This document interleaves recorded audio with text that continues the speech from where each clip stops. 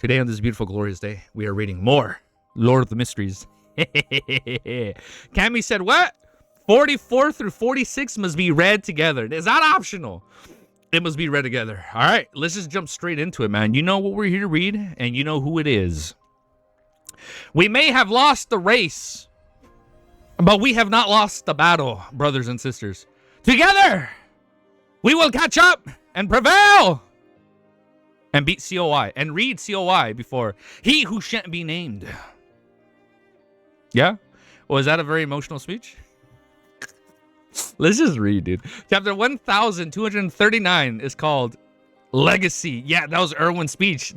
His legacy was passed down. Erwin is like, together we will win the war.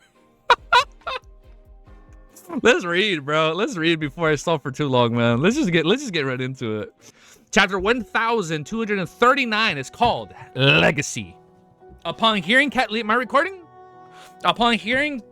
words, Queen Mystic Bernadette looked at her silently for a few seconds before saying, "That is your choice and also your freedom." Catlea stared straight at the queen before pursing her lips and saying, "I know you must have destroyed all the clues that will allow me to pursue your tracks. To you, this is to end the past, all of it, regardless of whether you return." The chestnut color hair casually draped over Bernadette's shoulders as she maintained her silence, as if she was using this method to confirm the Admiral Star's guess. When Catlea saw this, she smiled bitterly and said, "I won't harp on about how I do everything. I can find you if you were to remain lost for half a year or a year. I just want you to remember to recite Mr. Honorfick's name when the danger's gravest," she said of the title frankly. Queen Mystic Bernadette slowly nodded and said, "I will keep that in mind." Catlea immediately revealed... Ooh, okay. Catlea immediately revealed a smile as she said with misty eyes, "What items and matters need to be handed over to me?" With a flip of her hand, Bernadette took out an item from somewhere. This item was entirely gold in color, like a miniaturized kettle. Its surface was covered with mysterious and complicated symbols. Oh? Mysterious symbols? Roselle's mirror? And a part of a lamp's wick extended out from the mouth. Its name is the magic wishing lamp. Its name is the magic wishing lamp. Its serial number is 005. It might have originated from the first epoch, and even a true deity can't shatter it. Normally, whoa, I remember this. A true deity can't shatter it. Normally, it wouldn't cause any harm, nor would it be of any use. However, it will constantly tempt you to rub it through dreams and illusions. To summon the genie, Queen Mystic Bernadette simply introduced items, origins, and effects. The genie claimed to be eternal and can grant you any 10 wishes, but often they are fulfilled in an extremely warped manner or with terrifying consequences. My father told me that the holder can avoid the harm brought by the first two wishes through proper wording and preparations, but the third wish is absolutely forbidden. At this point, Bernadette emphasized absolutely forbidden. It sounds easy to get around. Catlea thought for a moment before saying, "Can't you make 2 wishes before giving it to me? I'll make another 2 wishes, then give it to Frank, Heath, and the others." This would allow for many things to be done. She was only using Frank as an example. She had no intention of letting him... Yeah, no, Frank should not touch this shit. She had no intention of letting him come into contact with something this dangerous. Holding the magic wishing lamp, Bernadette shook her head indiscriminately and said, "The owner is different from the wielder. Before I die, even if you attain the magic wishing lamp, you will only be a wielder. The first wish you make will also be counted as my third wish and your first wish." Oh, shit. So she gets affected. So you have owners and wielders. Oh, shit. Okay. Also, we can craft our words and make preparations to avoid the damage caused by the fulfillment of the wishes. This does not mean that Genie isn't intelligent. On the contrary, he is very smart, very cunning, and has a very strong sense of autonomy. Catlea tearfully acknowledged, "Then is there any wish that he cannot fulfill?" "Nothing at the moment, but if it involves the level of a true deity, the distortion of this wish will exceed your imagination. To put it simply, if you wish to become a sequencer of true deity, then your body and soul will melt into one with the unknown evil god. Remember, the genie's requirement is that the wish has to be simple and concise. Otherwise, he will reject it and treat it as if you have already made a wish," Bernadette explained. With that said, Aladdin got... Aladdin? I was thinking of Aladdin, like this shit's like Aladdin but on crack, dude, with a fucking blue genie. With that said, she got an invisible servant to fly towards Catlea with a terrifying sealed artifact 005. After Catlea reached out her hand to grab the magic wishing lamp, Bernadette continued, "If you dream of the genie and are bewitched by him to make a wish, that means that I can no longer return. Following that, you will be its owner. I hope that your first wish is to retrieve all the items that were carried on Bernadette Gustav's person before she headed out to sea, including her own bionic characteristic. Yes, it's bad to add the exact date when making a wish. Catlia looked down at the golden lamp and blurted out, "Can I make a wish to bring you back to life?" Oh, what the fuck? After a few seconds of silence, Bernadette said, "The resurrected me might just be a monster. If you really wish to do so, you can ask Mr. Fool for his opinion." Catlia nodded slightly. Okay. Bro, why are we talking like she might die? Aladdin is canon in the LTM. The fact that I said it out loud, I was thinking like, it's like funny Aladdin, but it's like Aladdin but on crack, dude. Aladdin but on LOTM, and then I say Aladdin. I wasn't even gonna mention Aladdin, but this is the item I'm giving you and the matters I need to settle. I'll leave the rest to the Element Dawn. They will have a new leader and won't collapse because of a person's disappearance. Bernadette didn't beat around the bush, indicating that this was the main reason she had summoned Catlia to Emerald City. The level of the divine lamp was extremely high, making it possible to pass it through a messenger. Without waiting for Catlia's reply, Queen Mystic's expression suddenly softened. "Haven't you always wanted to share what happened all these years with me?" Catlia was taken aback as she nodded. "That's right." Oh, man. It's going to be very bittersweet if that happens. She then walked to the Queen's side, pulled a chair over, and sat down facing the blue sea beyond the emerald railings. Bernadette sat beside her and listening to her talk about all the encounters after she left the Dawn. Whoa, this is a long chapter. She said she might not return because she's going to the last place where Zoe went before. It's like, dude, if we know it was a church. What was it? Shit, they said it repeatedly. Was it a castle? It was like the location of... No, it wasn't the location of Twilight Hermit Order. It was what place was it? It was a chapel, wasn't it? It was like not a white chapel. Hold up, that's different. But it was like at a church or like a mansion. Fuck. Something white? White church? No. Fuck. That was mentioned repeatedly where he died. Fuck, I'm forgetting. These matters had been mentioned in the letters by Catlia, but due to the limited length, she didn't provide any detailed descriptions. There were some that she was sharing for the first time. Nah, that's the public version. Truth is that Roselle died and had one of the 9 mausoleums in the sea left for his resurrection. Well, oh, you're right, because because he was trying to resurrect. He switched to Black Emperor pathway. White Maple. I was thinking of the White Maple Palace. Thank you, Cammy. That was mentioned. Okay, yeah, when he was trying to switch, right? At some point in time, Catlia fell asleep and dreamed of a time many years ago. At that time, she was just a maiden who certainly left the dawn without looking back. Suddenly, she woke up and realized that there was no one beside her. She realized that it had already turned dark at some point in time, and dawn was even approaching. Catlia, I'm sorry, is this like the genie? Catlia suddenly reached out and threw out an illusionary ball of yarn. The ball of yarn rolled into the void, leaving behind a bright colored thread. Following this, Catlia walked through the spirit world as though she mastered teleportation and arrived at the periphery of Lacha Island. She stood at the edge of the cliff and cast her gaze into the distance. She saw that on the dark blue sea, a gorgeous and huge sailboat, which was tinted with an orange glow, was steering towards the horizon. Catlia slowly sat down and leaned forward slightly. She hugged her knees and looked in the direction for a long time. The sun gradually rose and shone on her. In Backland, at a soup kitchen, the veil-wearing Celine Samir no longer lowered her head like the previous few months. Afraid that the others would recognize her, the only worry on her mind was, as she anxiously looked ahead, was if the free food would last until it was her turn. Music. Oh shit! You're Backland. Woo! I was almost on autopilot. Ooh, man, that was close. What's up? Hello. What's up, Almo? Almost right on autopilot.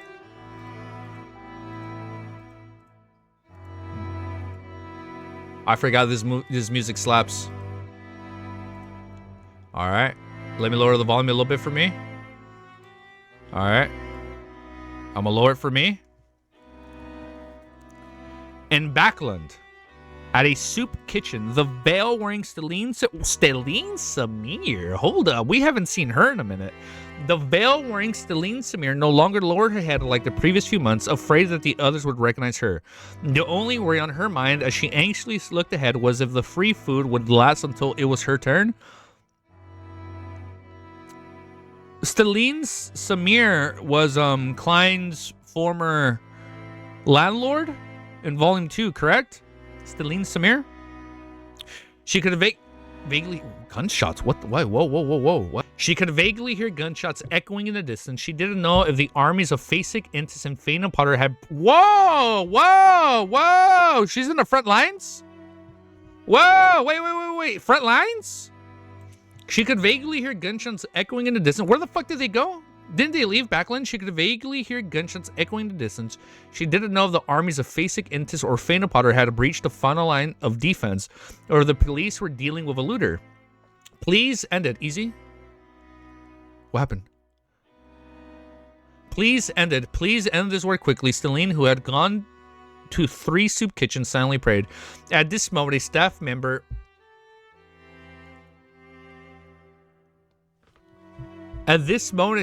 raised his voice and said from a few meters away, "All the food here has been handed out." Celine's face turned to ash and she looked up at the dark sky and dragged her feet in despair as numbness before returning to the house at 7. Oh shit, yeah, it is Backland. She never left. It said we're in Backland, but Lone is losing right now. Oh man, this is scary. You're right. Holy shit, dude. Gunshots in Backland? Wait, what the fuck? Wait. Oh shit, it got real quick. All the food here has been handed out. Oh no. Celine's face turned ash and she looked up at the dark sky and dragged her feet in despair as numbness before returning to the house at 17 Ming Street. Oh no. No, fuck you guys. Why are you making me play this? Is she dead? The moment she opened the door. Oh no, her fucking children. Remember, Mr. Sherlock Moriarty? What? Are you a detective? What is your best case? And then he's over here telling them stories. Oh man.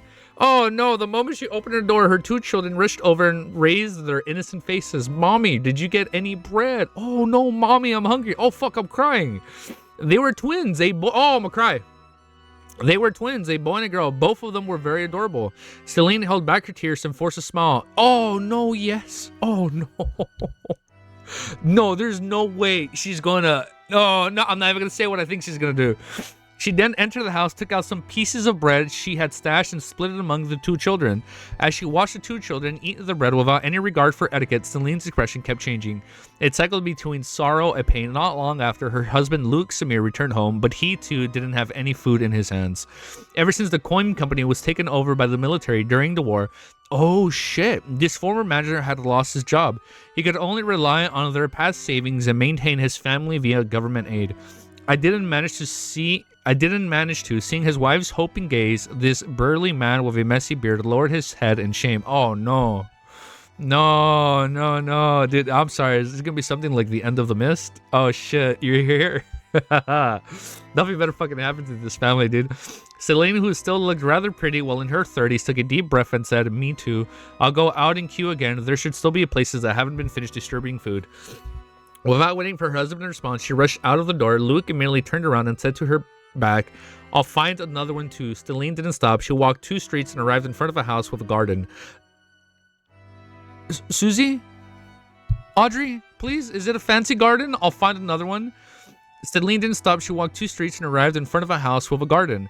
Not long after, she saw the owner of the place, a tycoon in his 50s. "I want to buy some food." Stelline took out a stack of crumpled bills. The grizzled older smiled and said, "And why should I sell it to you? I remember that you rejected me last time." Stelline face paled. Without a word, she lowered her head and unbuckled her...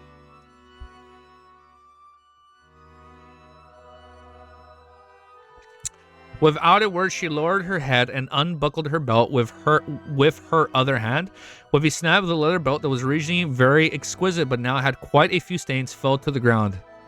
Luke Samir wandered aimlessly on the streets, unsure where he could find food, looking at the small number of pedestrians passing by and the bags that they were trying their best to protect. The scholarly gentleman's eyes gradually turned red. Annoyingly, he followed someone and turned into the street. In less than an hour, the curfew would begin. This was a rare opportunity for him. The person stopped outside the house and walked towards the door feebly. At this moment, the person suddenly fainted and fell to the ground. Luke subconsciously took a few steps back, quickly approaching the test the pedestrian's breathing. His gaze unconsciously fell on the paper bag in the man's embrace, and he could smell the aroma of bread. Luke gulped and reached out for the bag. As he moved his hand, he took back in fear at the house that this pedestrian was trying to enter. He saw a child drawing past on the oriel window. Oh no. Luke's action stiffened. A few seconds later, he stood up, walked to the door of the house, and rang the doorbell. The house mistress and child quickly opened the door and saw their weak father in the bag of bread. Oh, fuck. Their curfew arrived very quickly, and Luke returned to Minx Street dejectedly. Just as he opened the door, he saw his wife smiling at him. "I got food." "Oh, that's great." Luke heaved a sigh of relief and hugged her tightly. Fuck, man. Oh, shit. This got real quick. Audrey walked along... Fucking Audrey! La la la la la! Audrey walked along the streets and alleys with no one capable of seeing her. She didn't say anything and walked back to Empressboro, all the way back into the luxurious mansion where she smelled the aroma... Get the fuck out of here! Where she smelled the aroma of pan-fried foie gras and other delicacies. Get the fuck out of here, dude. Why? Cuttlefish. What the fuck, bro? Don't make me hate Audrey. I love Audrey. What the fuck, dude? After staring silently for a while, she saw the maids coming and going. Finally, she headed upstairs to her room. In the middle of the night, she wore a cloak and entered her parents' bedroom before arriving at their bed. She better steal all this fucking food, man. After staring at them for a long time, Audrey knelt down on one knee and pressed her forehead against her father's hand. Beads of water dripped onto the carpet. Oh, she's making him do it. Oh, shit. She's implanting like a subtle cue, right? Beads of water dripped onto the carpet. Then the blonde, green-eyed noble lady slowly raised her head and said to the sleeping parent, choking, "Father, mother, thank you. Thank you for teaching me what pity, kindness, and virtue are." As soon as she finished speaking, she closed her eyes and stood up abruptly. Turning around, she walked towards the door, no longer wearing the suddenly emotions on her face. Oh, shit, man. Hear the stream in the middle of bedtime? I love Mr. Door. Oh, man. All right. The Tide. Oh, shit. The Tide of War? What are we reading now? What's this chapter about? Holy shit, dude, this got real quick. Chapter 1240 is called In the Early Morning. Earl Hall woke up at his usual time and took a stroll in his garden lawn. By the time he finished looking at his beloved thorough what? Breads? He returned to the third floor. 1398. Dude, we're almost at the end. He returned to the third floor of the villa and changed out of his outing clothes. His wife, Caitlin, had already woken up and instructing her ladies' maids to relay her thoughts to the rest of her servants. It's time for breakfast. Earl Hall stood beside the coat rack and smiled at his wife. At that moment, he heard a commotion outside, one that was getting closer and closer, but it did not quell. With a slight frown, Earl Hall turned his head and looked at his valet. Without needing the noble to speak, the valet immediately walked out of the window and drew open the thin curtain. With a swish, more light shone into the bedroom. It was clear. The valet then cast his gaze out of the window and scanned his surroundings. His expression suddenly became solemn. He turned around and glanced at Lady Caitlin, who was still talking to the lady's maid. He walked quickly to Earl Hall's side and said in a low voice, "A protest. Many people are protesting." A protest. Earl Hall was no stranger to this term. I wonder if Audrey made everybody protest. Hold up, unhinged before I read that. I will read that at the end of this chapter. I don't know if you're trolling me already. When I see a long message, I'm like, I don't know, man. Earl Hall was no stranger to them. As a powerful low-end noble at the second largest shareholder of the Continental Coal and Steel protesting, right? Oh yeah, we're good. Consortium. He had seen many workers protest and demonstrations requesting for a rise in their weekly salaries, as well as the stipulate for the maximum working hours. During the past 2 months, Baffling had also undergone several protests due to various problems, but they were very quickly suppressed without causing too much of impact. His gaze moved back and forth across his valet's face for a few seconds. Eyes narrowed. He actually sensed a protest today might be different from what he had imagined. And yeah, she probably did that, and that's why she cried. That's why she cried. That's why she cried right before. She's like, "Thank you for teaching me what pity is." Oh, I hope... Wait, no, nothing's gonna happen. Nothing's gonna happen to the family, no. No. Without batting an eyelid, he walked to the window. Looking out, Earl Hall's eyes suddenly froze. With the advantage of being on the third floor, he saw the roads were filled with dense hordes of people extending far into the distance. They gathered together and surged in the direction as if they were a dark, gigantic cloud that was about to envelop Backland. Bread. What? Dark, gigantic cloud? Doesn't it kind of remind you guys of like the corruption? Like the black gas, right? That's kind of what it feels like, right? Bread. We want bread. The shouts of tens of thousands of people and even more people grew into a crescendo, one that was loud and clear. It made Earl Hall's scalp tingle. Having participated in the mass of the festival square, he was no stranger to seeing large masses of people, hearing people booming in one voice. But back then, he could barely consider it a part of the crowd, and today he was one of the targets of the surgical tidal waves. Earl Hall couldn't help but glance towards the end of the protesters, only to realize that there was no end to it. However, with his rich experience in handling matters, he could make a judgment based on the details he had observed. He could see that there were very few police soldiers. I need to loop the music. I just realized that. He could see that there were very few police and soldiers on both sides of the protest. protesters compared to the large number of people. They were like the eddies created by the tidal waves, a negligible detail. Earl Hall believes that the protesters that targeted Empersboro would definitely be clamped. Empersboro would definitely be clamped down up with the greatest force possible. It would be impossible for large numbers of soldiers and police to be deployed. The current situation could only mean one thing, which is there were too many people participating in the protest. As such, the soldiers and police were spread too thin. So they can't do shit. A protest numbering more than 100,000 people, perhaps more. A protest arising from a food shortage can turn into a riot and looting at any time.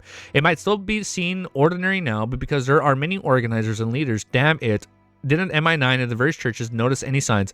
How could such a large-scale protest be organized overnight? Even in Baffling has become a gunpowder keg, it would still require quite a number of matchsticks to light it. Thousands ran through Earl Hall's mind as his expression grew braver. Bread. We want bread. The shouting became louder, more uniform, as if there was a tsunami in the city. At that moment, I'm getting kind of scared reading this shit now, bro. At that moment, the servants in Earl Hall's mansion sensed the commotion. All of them went to the windows and looked beyond the compound gates. Their faces turned pale as if they had encountered a flood that could not be avoided. Bread. We want bread. Countless voices converged together as the dense masses exuded a suffocating presence. Earl Hall snapped his senses. He subconsciously wanted to get someone to send a telegram to the royal family to get them to organize an army to suppress the protesters. However, after further observation, he realized quite a number of protesters were wearing military uniforms and were disabled. I'm dropping my mic. Oh, shit. And okay. So it's the very people he was thinking was going to protect them are the ones asking for food. Bread. We want bread. The soldiers in charge of maintaining order looked at the protesters with pity and pointed their guns at the sky. Among these people were their old comrades, their parents and children, their friends and neighbors, and large numbers of people who simply desired the same right to live like them. They just didn't want to starve to death. How could they not feel pity and empathy? At first, such feelings might have arisen in a handful of soldiers and police, but it quickly spread to almost everyone. In the past, under their officers' supervision at gunpoint, they would have accepted all orders without any protest, but now many people were thinking, any son of a bitch who dares to get me to fire shall be fired upon. Bread. We want bread. From the shouts of the impact of the huge crowd, the color in Earl Hall's face drained. He couldn't help but retract his gaze and looked at the guards and bodyguards gathering outside. He looked at the beyonders of the churches of the Evernight who were responsible for protecting his family, and he realized that the reactions of the two were different. The guards and the bodyguards were filled with fear. The expressions of the secretly hired beyonders have already become rather solemn. Oh. As for the protectors of the Church of Evernight, their gazes were filled with pity and empathy. To the church, I might be equivalent to 1,000 believers, but there are tens of thousands, hundreds of thousands, or even more. Earl Hall instantly came to the realization of consequences of what he had planned to do. Yeah, so like they're not going to protect him. Even though they were armed to the teeth, there was no way they could fend off so many protesters with just a few bodyguards. Once the conflict erupted, the beyonders of the Church of Evernight couldn't be counted on at all. It was already a blessing by the goddesses, and if his family could escape the Emperor's Borough with the bodyguards he hired. Oh shit, this got real. For the first time, Earl Hall experienced the strength of masses, his experience of terror, of the unity of people. As this thought flashed through his mind, he immediately turned his head and instructed his valet, send a telegram to the prime minister and send a telegram to the other nobles, say that I'm willing to take the lead and donate most of our food, get them to remain calm. As radio signals exchanged across the air, the nobles living in Emperor's Borough all learned of his attitude.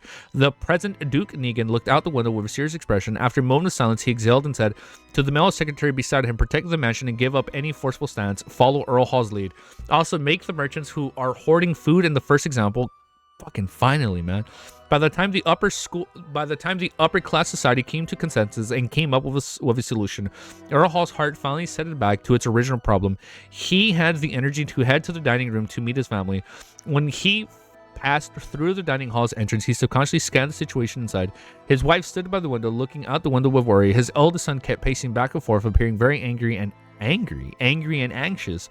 His daughter stood beside his wall, watching the tidal wave like protesters in silence. Fog see future. Oh shit. Cat Leah stepped on a resplendent bridge forming from the starlight and returned to the deck.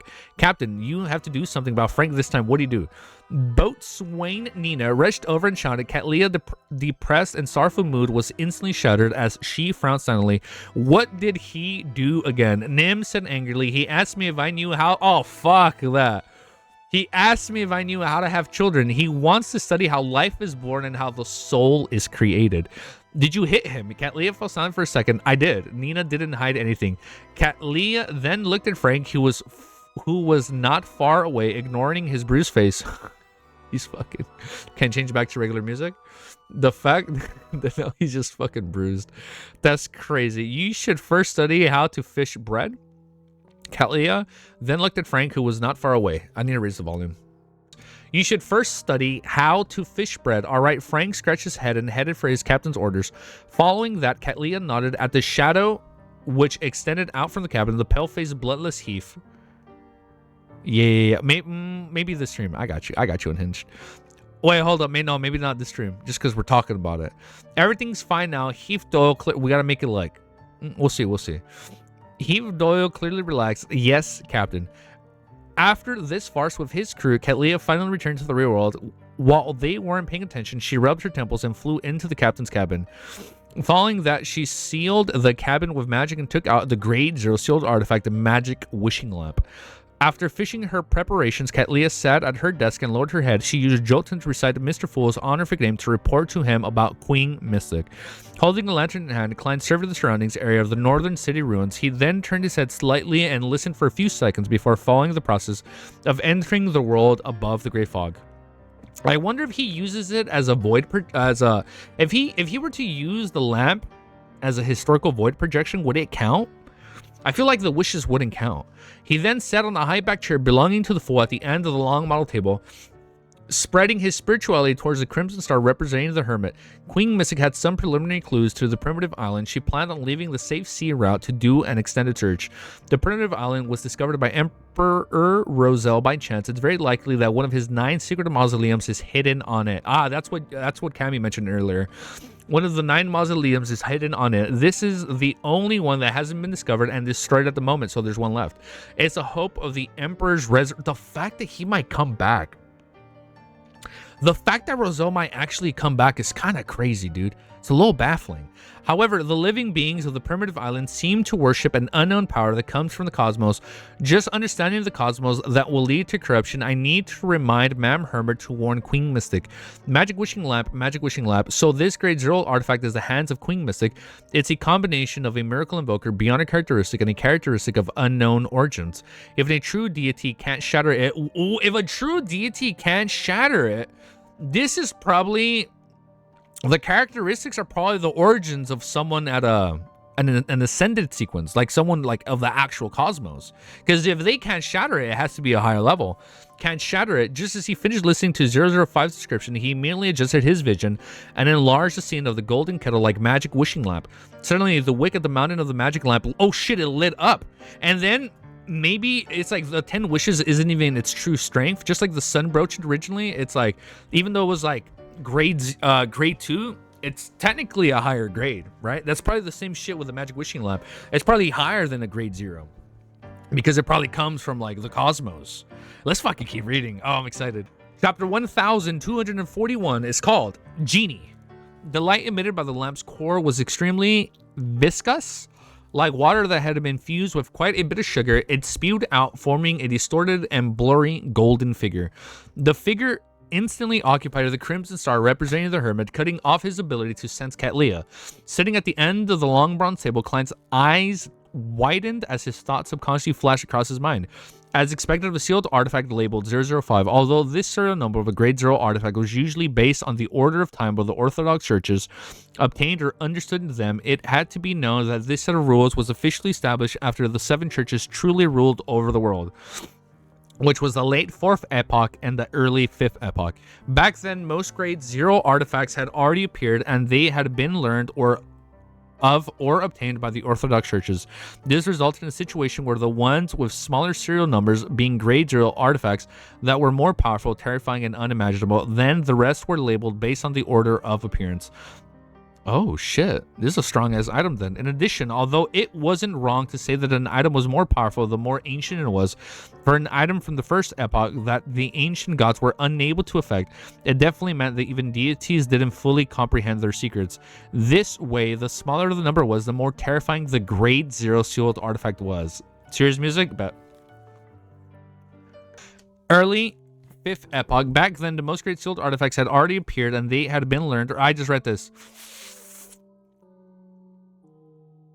The smaller the numbers was the more terrifying the grade 0 artifacts was.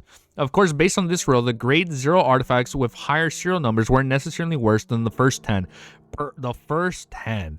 Perhaps it was simply because they were discovered or obtained by the church at a later date. Without any numbers left for them, they could only be serialized. I wonder if it was going to be 0, 0, 0. I don't know, man. I wonder what that's going to be. Just as a thought flashed through his mind, the golden figure's gaze pierced through the crimson star, representing the hermit towards the ancient palace above the great fog. I don't think there are 9 arts. That's going to Discord. Following that, his voice echoed in an unusually magnificent manner. Long time no see. Who the fuck is this? Long time no see. Frank? Long time no see. Long time no see. He knows the former... Oh, whoa! What? Whoa! Oh, it's the genie. Is the genie talking to him? Long time no see. The fuck? Long time no see. He knows the former owner of Sephira Castle. Oh, so we can work with that. We can fucking work with the genie. The celestial worthy of heaven and earth for blessings. No, it should be him. A genie who claims to be eternal. He can actually use Matt Herbert's prayers to directly talk to me. A thought flashed through Klein's mind as he tensed up. He had to lock in and put the headphones on. Yeah, you notice? Based on his experience over the recent years, as well as his ability as a clown, his body suddenly relaxed as he leisurely leaned back into his chair. Following that, Klein replied, huh? He didn't give an affirmative answer, nor did he deny that he was a fake. He only showed a little contempt and wore a supercilious look. The blurry golden figure harped, you've actually been weakened so much. It's no wonder that I haven't heard of your honorific name in the past few millennia. Jesus Christ, honorific name weak. He really knows a former owner of Sephira Castle. Is that an existence who's active during the first epoch? Amidst his thoughts, Klein smiled and said, what you see might not be the truth. Ha! The twisted and blurry golden figure laughed and said, you're still your usual self, always trying to scam others, truly lampooning. But the condition of Sephira Castle cannot fool me. Under normal circumstances, there's no way for me to pass through the outer layers of protection to communicate with you. How do you know that I didn't do it on purpose? Klein asked in a relaxed manner. The fact that Klein is fooling a grade 0 artifact. What the fuck, man? Lampoonification? There's no point in lying to me. The distorted, blurry golden genie immediately replied. The fact that he's so confident. The blurry golden genie immediately replied, why do I feel like the victim of a fraud? Why do I feel like the victim of fraud is saying that I'm penniless? To the point of having sold my kidney. Back then, why did the previous owner, Sephira Castle, the owner suspected to be the celestial worthy of heaven and earth for blessings due to the genie? Huh. Part of the characteristics of this magic wishing lamp is that a miracle invoker using his lampooning to relieve the pressure in his heart. Klein smiled. I'm sorry. Him was the original owner of the magic. Oh, he was the original owner of the magic wishing lamp. Oh, it's not up to you to decide whether there's any point. The blurry golden figure trembled slightly. From the state of Sephira Castle, you seem to have a need for a miracle invoker beyond your characteristics. He did not harp on the topic and instead pointed out the situation he had observed. This fellow can actually see through this matter. His level is really very high. He is able to separate the miracle invoker beyond your characteristics from the magic wishing lamp. Klein's eyes narrowed as he nearly lost his composure. He merely controlled his actions and expression and replied with a smile. If you think so, the blurry and distorted golden figure once again made his magnificent voice echo above the gray fog. We can make a fucking deal. You will remove my seal and give me freedom. I will leave the miracle invoker beyond your characteristics to you and only take away the portion that I will leave the miracle invoker beyond your characteristic to you and only take away the portion that belongs to me. As for a witness, let's use a Sephiroth. What the fuck? Let's use our Sephiroth. Although both you and I have means to resist the backlash and I'm twitching over here. Although you may have the means to resist the backlash and reduce the damage caused by the breaching of I'm so lost. By the breaching of contract, it won't be without a price. We both need to consider the consequences. I promise I won't stay here any longer than necessary. Sealed Sephiroth, the terrified nature of the magic wishing lamp, is a seal of an The terrifying nature, the terrifying nature of the magic wishing lamp is a seal of an existence that's at least at the true deity level. The fuck? Without a thought, Klein quickly analyzed the viability of the matter. This fucking genie has his own Sephiroth. Soon he made a decision. He was not to be bewitched. There were two reasons for this. Firstly, he wasn't the real owner of Sephiroth Castle. There was a limit to what he could do and handle. Secondly, he had received some mysticism, education, and had gleaned experiences. You know what's crazy, man? I believe this genie 100%. I'm like, let's make this fucking deal. But I'm being too gullible. He knew not to trade with unknown existences or bear any hope in being lucky. Thank you. Okay. Having made up his mind, he calmed down and focused on how to gather more information. The genie was suspected to originate from the darkest, most chaotic, and most mysterious first epoch, so he definitely knew a lot. After some thought, the corners of Klein's mouth curled up. Do you think such conditions can move me? He planned to see how high the chips of the genie could offer, so as to pry into a certain of his secrets. Upon hearing this, the flickering golden figure's eyes suddenly lit up in a literal manner. His gaze seemed to land directly on Klein as his magnificent voice quaked and the ancient palace like thunder. Oh shit, you are not him. Oh shit. Oh shit, the genie figured out he's a fake. You are not him. At that moment, Klein was a little stunned and also a little frightened. It was as if he was performing a grand magic show, only to have a member of the audience suddenly point out his trick. He didn't know what was wrong with his rhetorical questions, nor did he know what exactly was wrong. It was difficult for him to analyze the pros and cons in a short period of time and give a reaction that matched the current situation. Can't be easy was believing in him on. What are you talking about? It was all engagement bait, guys. You're not the guy, pal. You're not the guy. Why did he suddenly realize that I'm not the Yeah, why is it because of what he said? Why did he suddenly realize that I'm not the former owner of Sephiroth Castle, the suspected celestial worthy of heaven and earth for blessings? Isn't my rhetoric question very reasonable, since we're talking about a deal, bargaining, and should be allowed? The former owner of Sephiroth Castle that the genie knew wasn't like that? Impossible. Why would a person who's good at deceit show his hand so readily? How can there not be some level of negotiation and pressure? Shit, too many thoughts running through his mind. Nearly 10 seconds have passed. I didn't immediately answer the genie's accusation, so it's a form of indirect admittance. When it came to being exposed, Klein didn't have much experience. He was momentarily unsure for a response. I don't remember. I don't know. Oh, I don't know if I am or aren't the owner. So we can play the I forgot card. Just as he raised his vigilance and was about to produce the staff of stars and activate Sephiroth Castle powers to resist the possible attack from the genie, the blurry golden figure suddenly laughed. Ha ha ha ha ha ha ha ha ha ha. This laughter seemed to stir his soul. Was that a cool laugh? This laughter seemed to stir his soul, causing Klein, who was inside Sephiroth Castle, to nearly show signs of losing control.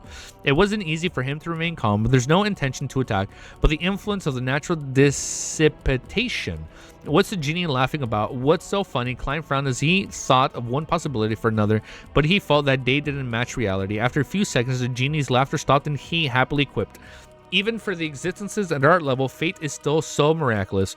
Regardless of who you are, the deal I promise is still on the table. As long as you remove the seal and release me, I will return to the cosmos. Oh, that's not good. We don't want him to go to the cosmos.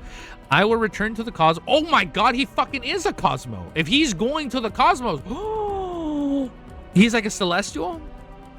Without returning to, like, he's one of the ancient ones, returning to the cosmos with a portion that belonged to me. As for the rest, I will leave the miracle invoker beyond her characteristics to you. In addition, I will grant you 3 wishes. Oh, no, 3 is bad. How's that? Isn't that enough? Cosmos, when Klein heard that, his eyelids twitched as he sharply sensed danger. I'm not falling for this one. This was a warning from his spiritual intuition. Don't fucking do it. He had originally thought that he could pretend to agree and obtain more information before using Sephiroth Castle to back on his promise. But now he suddenly felt that he could not make the promise. Hence, Klein decisively said, leave. As he spoke, he cut off the connection between himself and the Crimson Star representing the Hermit. The blurry figure, distorted golden figure, suddenly expanded and dissipated, leaving only his voice echoing. You will eventually agree?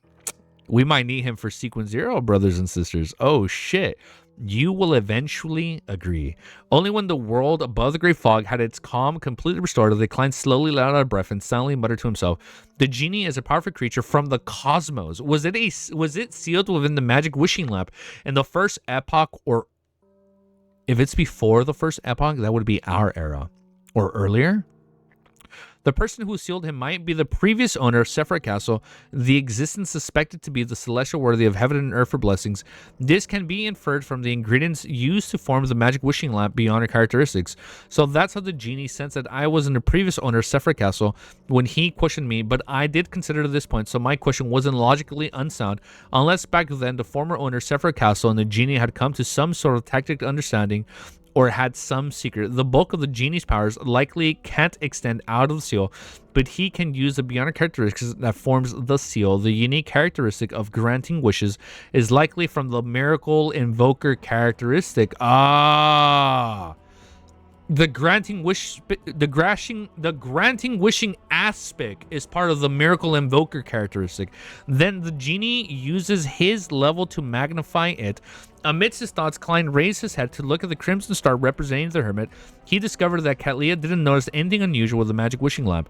Phew, Klein formed a stream of light that contained his warnings and threw it into the crimson star.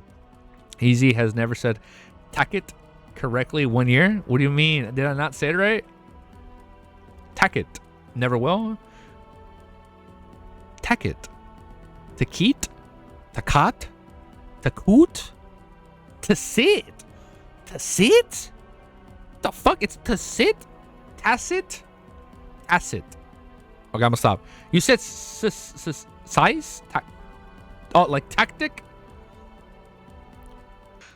Am I recording? Yes, chapter 1244 is called The Baffling Actions of the Human. The primitive island. Oh, we're here? The primitive island that the emperor found by chance, the creator of the island, worshippers of unknown powers that comes from the cosmos, without reaching the level of an angel, just knowledge of it will result in the corruption from the cosmos. Try not to make a wish to the genie, nor bring it to the primitive island for Katlia to finally receive feedback from Mr. Fool as she heaved a sigh of relief, even more worried about Queen's quest. No, we didn't skip it, but that'd be funny. My bad. I meant chapter 1204. It's called The Baffling Actions of Human. She turned her head to look at the unresponsive magic wishing lamp and quickly put it away. Then she spread out a letter, picked up the fountain pen, and paraphrased the information she had just received, hoping that Queen Mystic Bernadette would take it seriously. In a dilapidated apartment in Backland, a man with a full beard was sitting on a chair with his hands cuffed behind him. Shio, who had become a middle-ranking MI9 member. What kind of interrogation is this?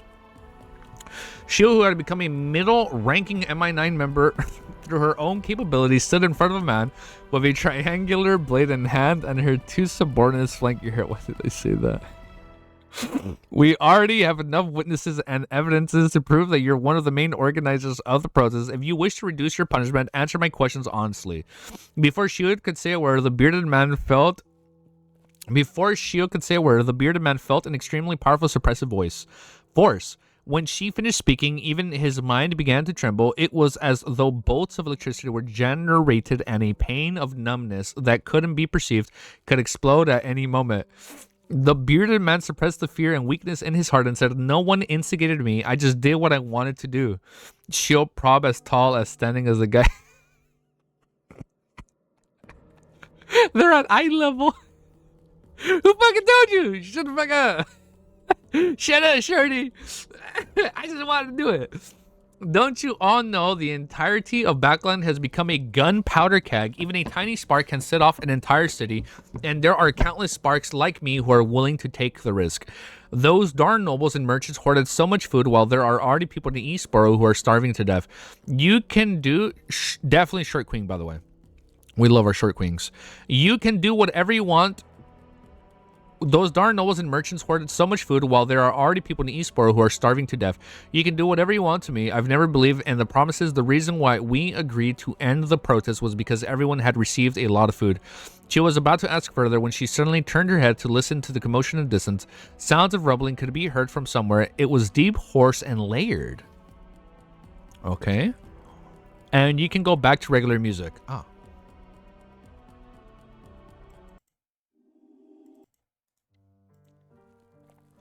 Has the Phasic Intis or Phaenopotter army broken through our defenses and began to attack Backland's defenses, Shio's expression instantly turned solemn. Back in the forsaken lands of the gods, after Klein returned to the real world, he immediately attempted to reach out his hand to see if he could pull out the magic wishing lamp from the fog of history. Oh shit. So the lamp he's holding isn't just a oh, it's the magic wishing lamp in the artwork. Wait. Soon he confirmed that he couldn't summon sealed artifact 0. Oh, he can't summon it. Soon he confirmed that he couldn't summon sealed artifact 005. Indeed, it involves a uniqueness, or should I say, Sephira. In short, the genie is indeed a high-ranking existence that was sealed. At the very least, he is a Kings of Angel. Whoa! There's no way to make use of him. Klein let out a breath and turned his attention back to the hunt of the dark demonic wolf Kotor. Artwork? We got artwork? What artwork? If there's artwork, we gotta look at it. Oh, I've used a thumbnail I've used in the past. What did you look up again? No. I've used it as a thumbnail in the past, where Klein is just walking in Forsaken Lands holding a lamp. I've used it as a thumbnail. And you can see the tentacles. I was like, oh, maybe that's like the magic wishing lamp. No, it's something I've used it as a thumbnail in the past. He had made a lot of preparations during this period of time, and he ran through and confirmed the plan above the Great Fog. However, he was in no hurry to take action. He spent quite a bit of time checking the loopholes and mending the imperfections. Now there's a regular lamp. Got it. 2 to 3 days later, it was dark and silent in the wilderness. Wearing a silk-top hat and a long trench coat, Klein held a lantern that emitted a faint yellow glow. With a solemn expression, he reached out his right hand and grabbed at the air. At that moment, a bolt of lightning streaked across the world, illuminating it. Following that, he dragged out a figure. It was him holding the illusionary staff of the stars and a lantern. Right on the heels of that, his true body entered the fog of history and dashed to a time before the first epoch. He hid inside the golden stacked cities. His historical void projection suddenly came alive as an area that had been exploring recently had surfaced in his mind. He used the power of the Staff of Stars to directly move to it. This is a huge distance away from where his actual body was. Even if there was a problem with the projection, no one would be able to lock onto the exact location of where his true body was when he returned to reality. Surveying the area, he took in the dried riverbed and a boulder that stood deep in darkness like a monster. He no longer maintained his Staff of the Stars historical projection, letting it quickly fade away and disappear with a shake of his right hand. After doing all this, he walked to the boulder, put down the lantern, and began chanting an honorific name in Jotun. The Dark Lord that exists alongside... Yes, Ellie? The Dark Lord that exists alongside history, the embodiment of the countless miracles, the god of wishes. This was the dark demonic wolf honorific name that he had obtained from the Evernight goddess. Although the mystical creature might not be using it anymore, or had perhaps changed it a long time ago, it was undoubtedly referring to him when it came to mysticism. Oh, did I scroll down too much? Whoa, I got lost. When it came to mysticism, deep within a mountain range in an ancient castle, giants, elves, humans, and vampires each held the role of gardeners. Could stay on serious music, actually. Yeah, I was thinking about that. Like, we should change since we're back in Forsaken Lands. Giant, elves, humans, and vampires each held the role of gardeners, chiefs, servants, and guards. They all had different expressions and would whisper to each other when they met, making them appear lively and intelligent. However, once they returned to their rooms, they would immediately turn dull. Their eyes would no longer move as their bodies floated up and hung from the ceilings. In the depths of the castle, in a hall where only lightning could lit up from the outside window, a huge figure lay quietly in the darkness. Liza P. Its body was like a tiny mountain that was covered in a dark short fur. Its pitch black pupils covered at least 3/4 of its eyes, and its forehead was tufted of grayish white fur. Its head resembled a magnified twisted feral wolf. There was none other than the god of wishes, dark demonic wolf Quarter. Suddenly, this dark demonic wolf, which was more exaggerated than an ordinary giant, raised his head. Every strand of his dark and short hair began to sway as all of his servants in the castle followed. His actions, Kotor eyes, moved slightly as he turned his head slightly as though he was listening to something. Then the next second, he opened his mouth and let out a soundless roar and summoned another hymn. He's our prey. Oh man, we hunting.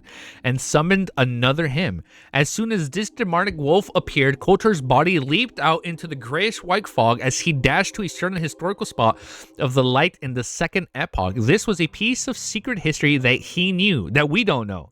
He knows it, but we don't know it. In the real world, the dark demonic wolf historical void project. Oh my god, there's so many. It's kind of hard to keep track sometimes of like the real and then the historical void projection. But I'm good. I'm good. In the real world, the dark demonic wolf's historical void projection made a wish in a tongue-twisting language. Then, with a flash of his figure, he directly moved to a mountain near the northern city of Noise. He's doing the same thing as Klein LMAO when he's like running through them. Or he's like going into it. After making the necessary preparations, the God of Wishes allowed a strand of dark short hair to fall off, turning into an illusory worm of spirit that expanded into the corresponding prayer point of light. With its help, Koltor saw who was praying to him. It was a young man wearing a strange hat and a strange clothes. He stood beside a glass lantern and softly chanted the honorific name of the Gods of Wishes. Don't have it, but Liza POC. It's just type Estella Opera House, Liza P. Honorific name of the... Oh, I skipped something. It was a young man wearing a strange hat and strange clothes. He stood beside a glass lantern and softly chanted the honorific name of the God of Wishes. Huh. The dark demonic wolf's huge pitch-black pupils turned and saw that the young man was covered in a layer of grayish-white fog. There were some things that could not be seen clearly in the fog. As a sequence 2 angel of the seer pathway, this mystical creature could clearly sense that the fog was similar to the fog of history. It could sense a strong attraction force from something in the fog. Sephira Castle, having heard some matters in the ancient god Flagera, the king's demonic wolves, he instantly had a guess. Under this premise, he had many thoughts regarding the young man. Using Sephira Castle to attract me and make me attack him on my own accord, and then confirming my location. Oh shit, he knows it's bait. This is bait. Indeed, he's just a historical void projection, and it's unknown which time fragment his true body is hiding in. It's unknown where the ambusher is hiding. That's fucking crazy, dude. They both so many project. It's so weird. Like, they're both not using their real bodies. Like, they're both hiding in they're both hiding in not historical void projection. They're both hiding in the fog of histories, summoning historical void projections of each other to see which bait falls for the bait. Pokemon out battle. Pikachu, go. Pika-Pee. Where the ambusher is hiding. Previously, Sephira Castle clearly had an anomaly. I controlled myself and didn't attempt to search for the corresponding region or the clues that might be left behind. Why do they think I will fall for it? Oh, man. It's just an attempt switching to another when it doesn't work, or is there something wrong with the prayer? Huh, I've lived for 1,000 years, actually experiencing so many things. What kind of situation have I not seen? Most straightforward seer battle? Ain't no way this is the most straightforward seer battle. What the fuck? The best solution now is to ignore him and not smile on him, all just remember him. The dark demonic wolf quarter quickly made a decision and planned to observe for a while longer before destroying the prayer point of light. At this moment, he saw the young man open his mouth again. The sun that is eternal, you are an extinguishable light. You are the embodiment of order. I almost said odor. You remember I said odor last time? Order. The dark demonic wolf was somewhat puzzled as to what the young man was trying to do. In this forsaken land, praying to the other true deities was useless, and the next second, Klein once again chanted another deity's name. Who? The Lord that created everything. The Lord who reigns behind the curtain of shadows, the degenerate nature of all living things.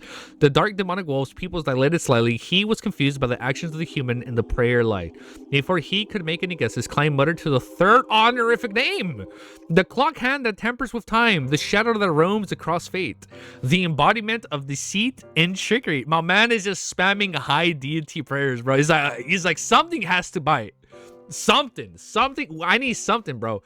Amon, he is praying to Amon. He's like, the fuck? The dark demonic wolf was already completely at a loss as what? He's like, what the fuck is this bitch doing? The dark demonic wolf was already completely at a loss as to what the other party was up to. He instinctively felt as something was amiss and immediately wanted to wipe away the corresponding prayer point of light. Suddenly, he saw the young man lift his head and smile. He then took out a crystal molecule and put it on his... Oh, shit, he's wearing it on his right eye. Oh, the balls on this fucking seer. He's like, oh, I'll fool you. I'll put it on my right eye. He then took out a crystal molecule and put it on his right eye.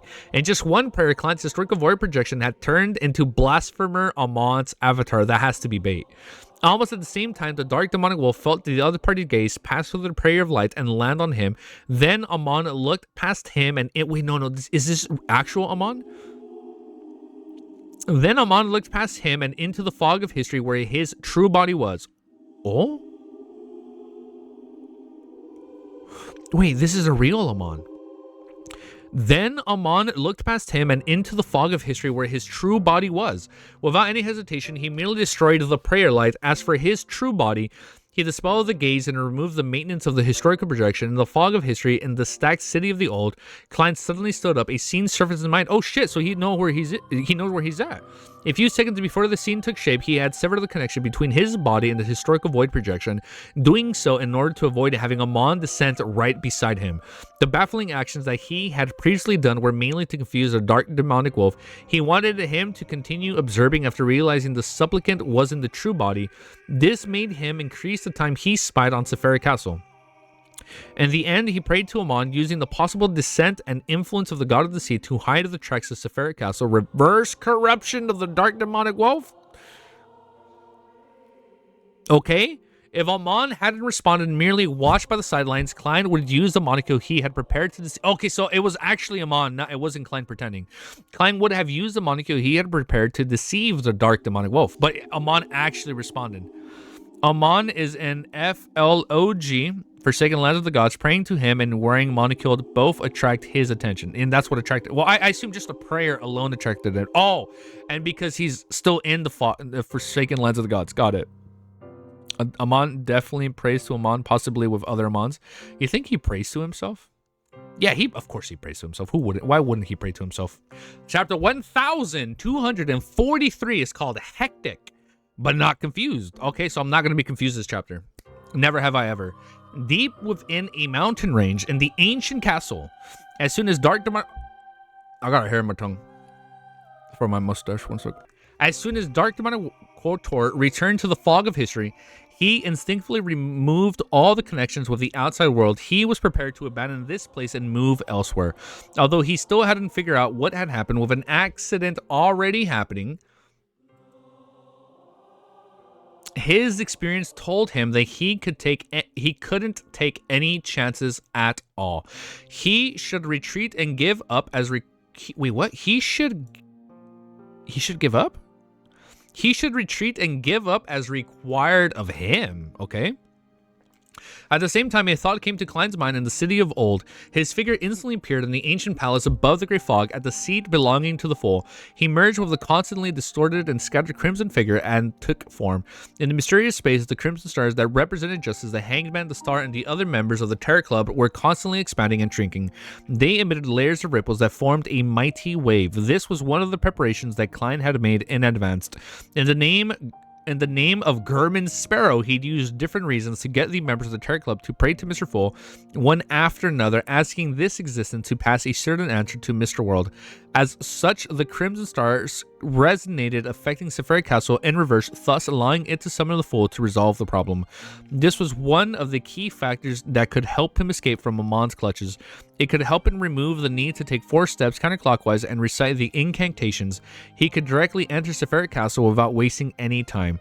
And the battle at the level of angels, the difference a second makes would perhaps determine the differences and the outcome. To fight someone more powerful than him, Klein had to consider every detail. Sitting in the high-backed chair belonging to the Fool, he beckoned for the staff of the stars and the sea god scepter while observing the other changes in Sephira Castle. And the grayish-white fog, there was an additional crimson glow that was rapidly shrinking, almost disappearing in no time. Around the Fool seat, ripples of light bloomed as though they were forming a pure passageway. He could barely make out a gigantic dark demonic wolf figure from the crimson glow. This was a result of Kotor spying on the Sephira Castle.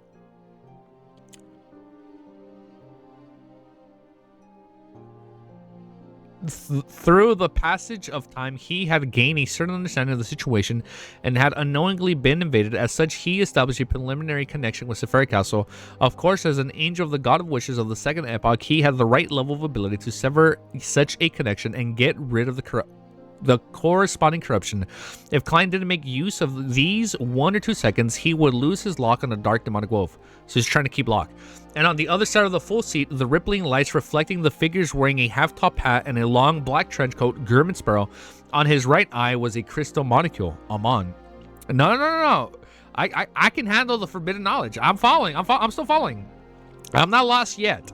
It was unknown what loophole this blasphemer's avatar could use to slow the rate at which Klein's historical void projection dissipated. Then he used the subtle connection between German Sparrow, Klein's actual body, and Sephira Castle in an attempt to invade the world above the Great Fog from the special scene summoned from Sephira Castle. I'm following. As the halo spread out, German Sparrow's long and powerful powerful palm pierced through the barrier and suddenly entered the ancient palace, as though it had opened an invisible yet, said Easy calmly, an invisible door. Although Klein had already prepared for this and knew that it wouldn't be easy to get rid of Amon, he couldn't help but feel his scalp tingle when he saw the scene. Oh, he's been looking forward to this. He was afraid that in the next second he would grab a crystal molecule and put it on his right eye. This was something that had to be resolved in 1 or 2 seconds. Otherwise, the ownership of Sephira Castle would be a question left in the air. Okay, wait, we have a chance that we might lose it? What? You know what? Let's play Shadow Lord. Yeah, let's play this. I feel like it's setting in. Kotor, sensing Sephira Castle, let Klein put the fog... Wait, thank you for breaking down, Cammy. Kotor, sensing Sephira Castle, let Klein put the fog of the castle on him to track him. He deliberately let him. Amon used the fog to try and get in, and that's what he's using to get in. Okay, so now what the fuck is Klein gonna do? Without any hesitation, distorted and transparent worms... Oh, I see what he's doing. Without any hesitation, distorted and transparent worms of spirit appeared on the surface of his skin. They quickly gathered together, forming another Klein. After catching the Sea God Scepter, Klein stirred the power of Sephira Castle. With the augmentation of the layers of invisible waves, the blue gems lit up, causing violent bolts of lightning to form silver balls that rolled into the rippling light. Amidst the crackling sound, the palm that pierced through Sephira Castle instantly shattered and evaporated. The spherical lightning that was filled with destructive aura expanded outwards, descending into reality, enveloping the monoculed German Sparrow. The historical void projection was only barely maintained with the use of loopholes, so it collapsed after suffering such a strike. He could only adjust the crystal monocle and shake his head in regret.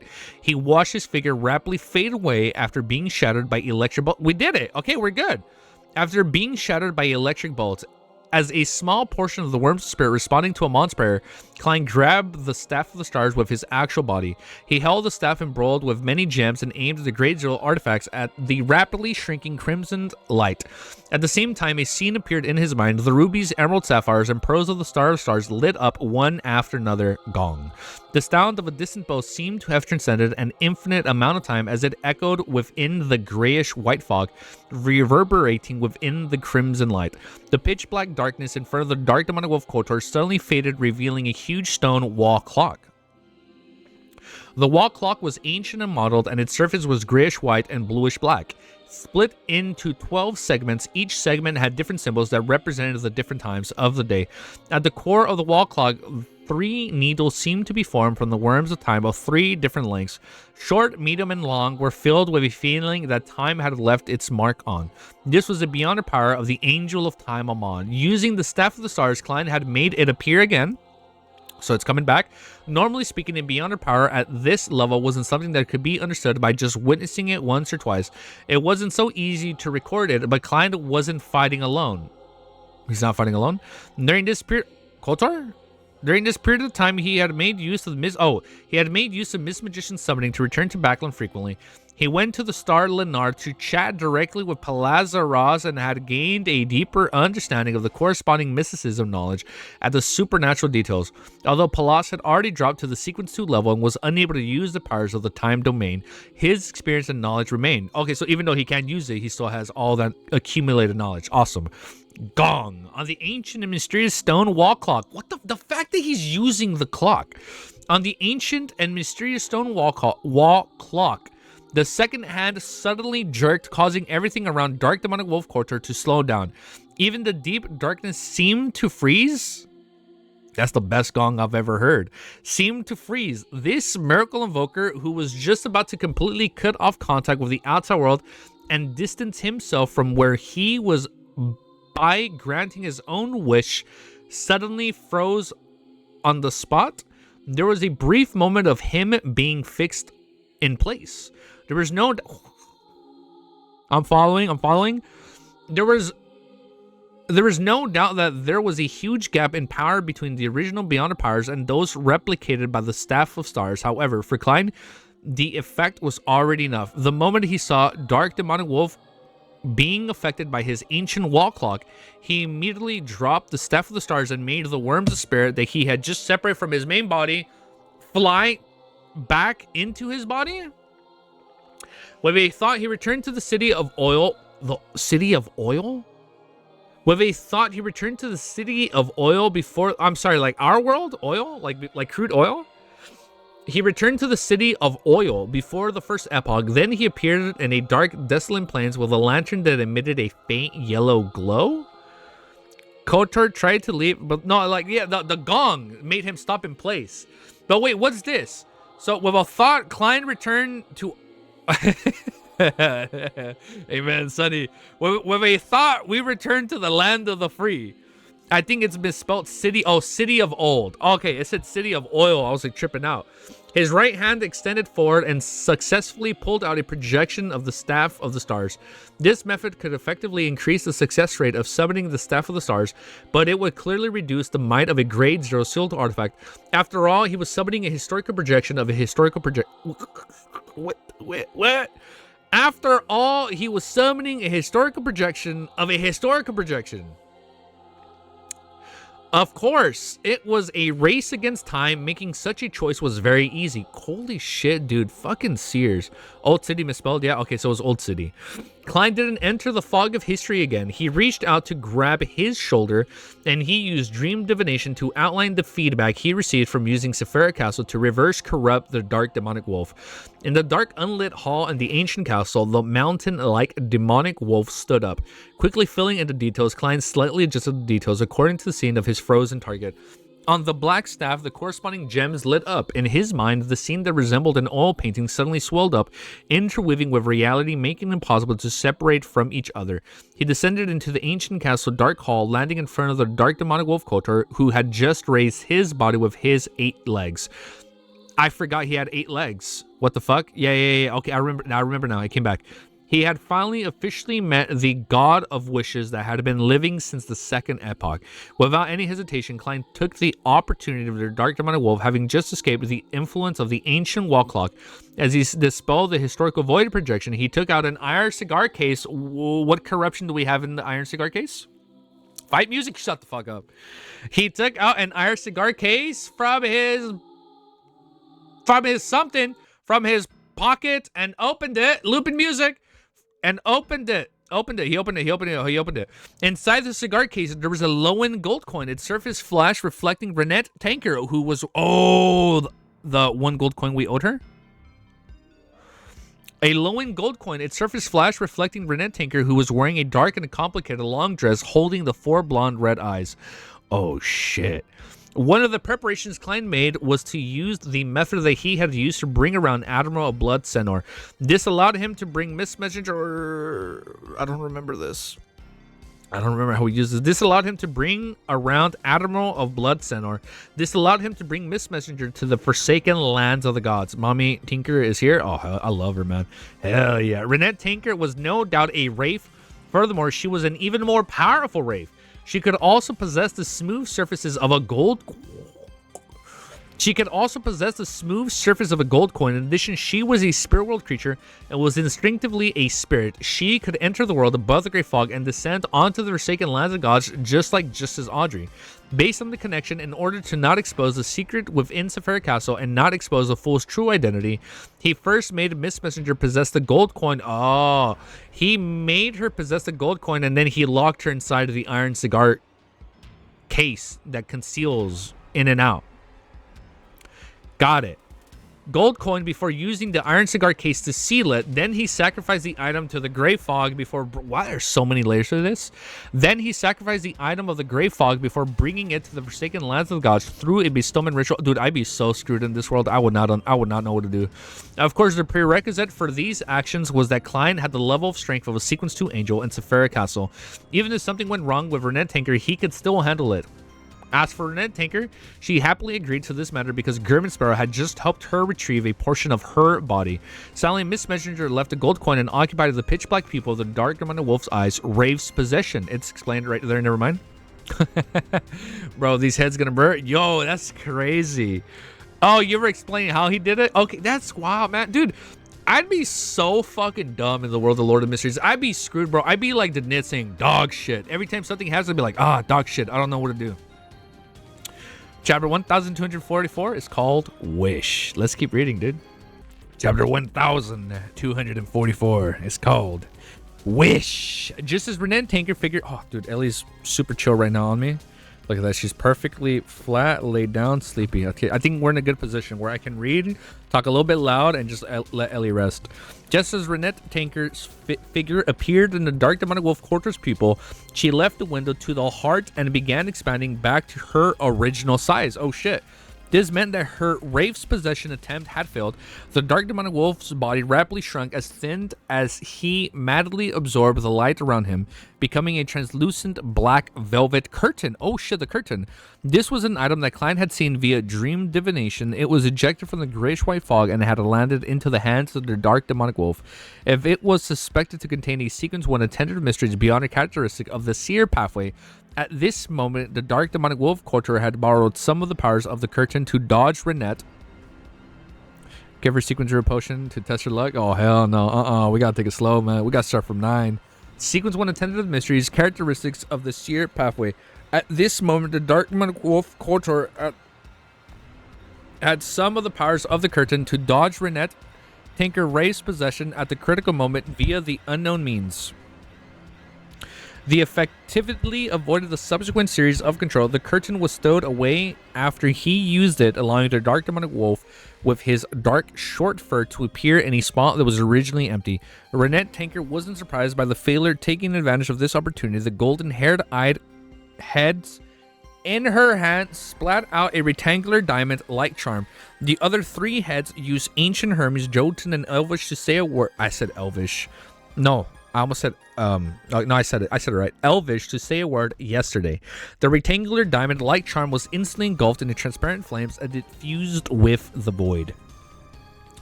Renette Tinker body swelled up as 4 blonde red eyes heads flew up and landed on her empty neck, stacked upon one another. In the blink of an eye, Miss Messenger had transformed into a huge doll that could almost break through the dark demonic wolf's castle.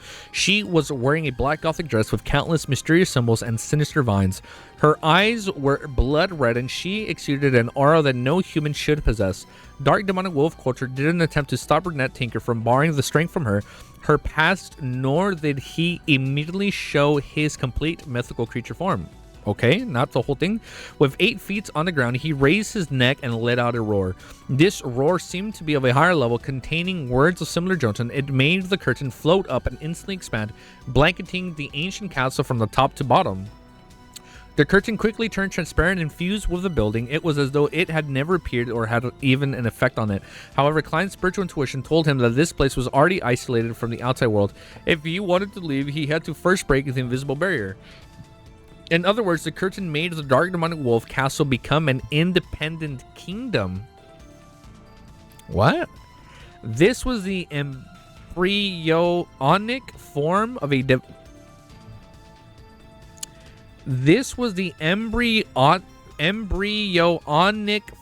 divine kingdom. Cooked? Oh yeah, you were up late, man. You gotta get some sleep. Klein, who had just felled and planned on continuing to summon the angels to help him, he had a spark of inspiration.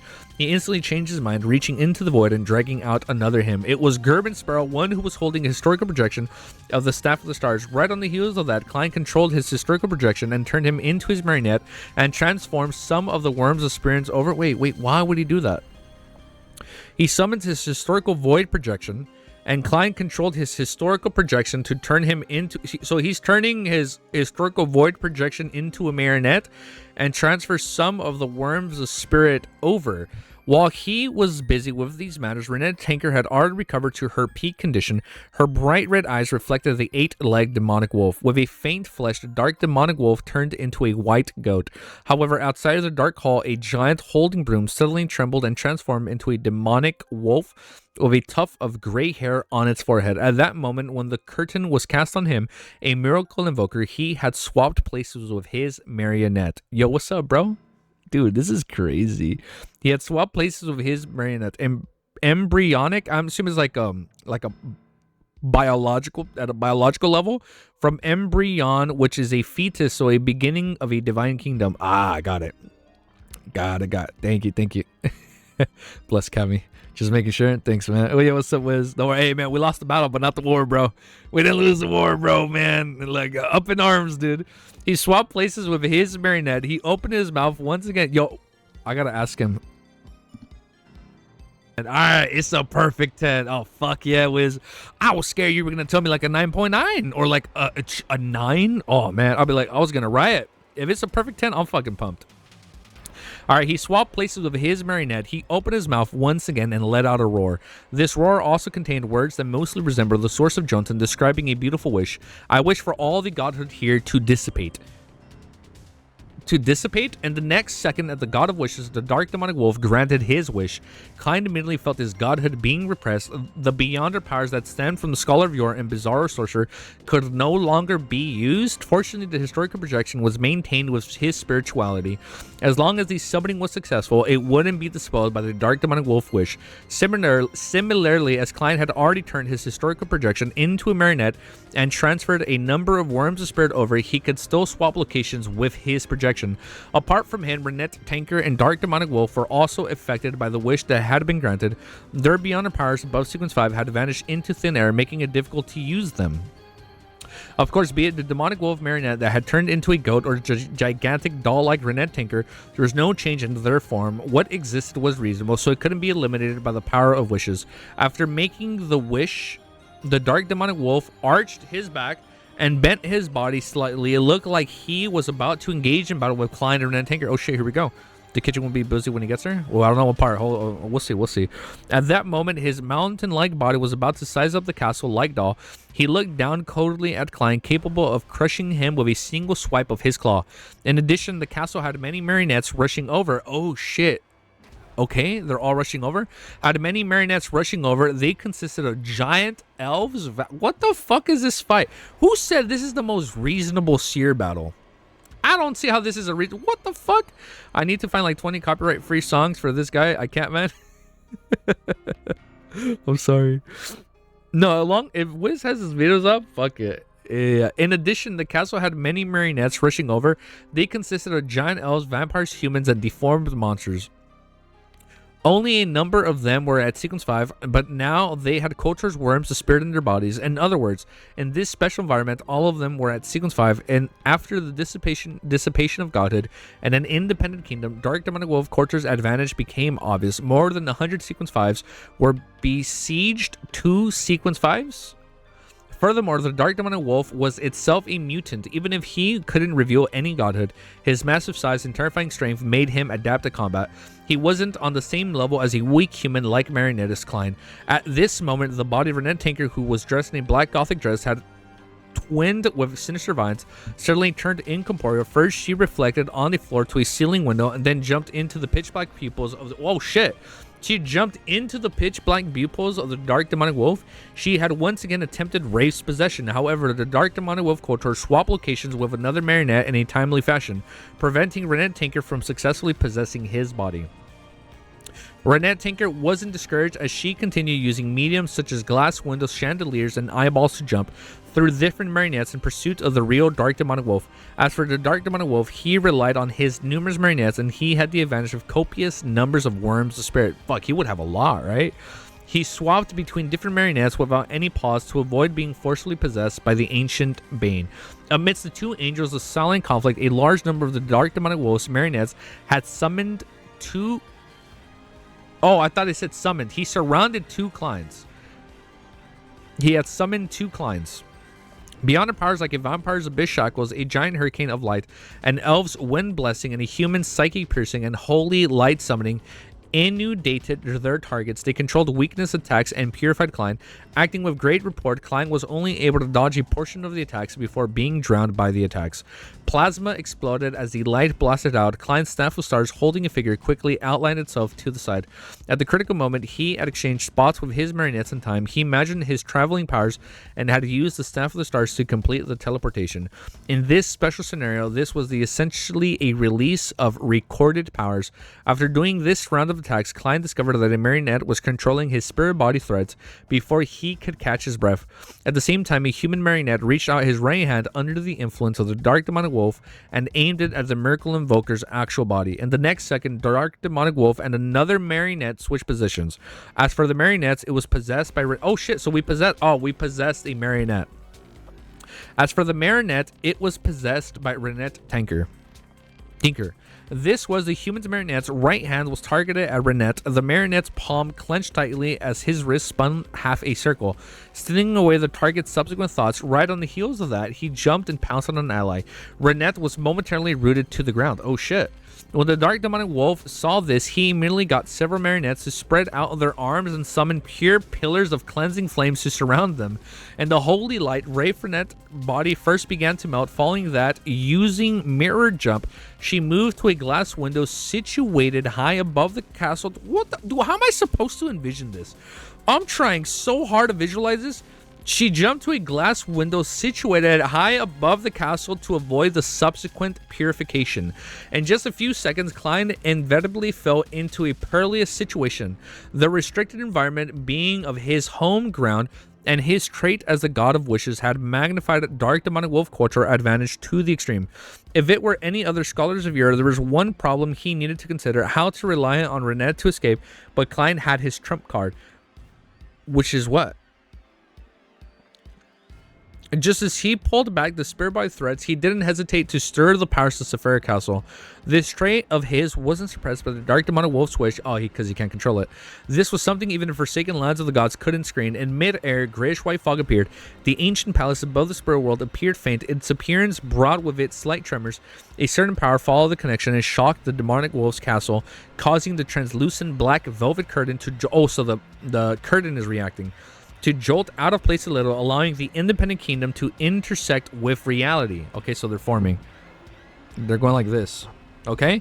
Seeing this opportunity, Klein opened his mouth and shouted out a name named Jotum, Leodero. Boom, boom, boom. Klein's inner dialogue in overdrive during the fight.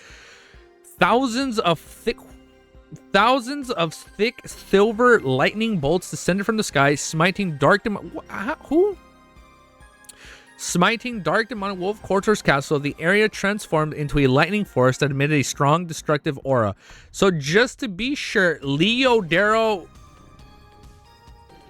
was like the ancient Lords of Storms.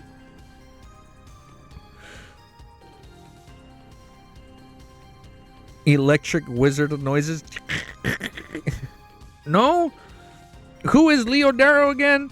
He's used... Wait. Klein called out Leodero, which is the true name of the Lord... Oh, shit, I'm stupid. The Lords of Storms, that's his real name. Leodero. No, he's the current. Sorry, engagement bait. Lords of the Storms, true name. Not the ancient Lords of the Storms. It's Leodero's actual name.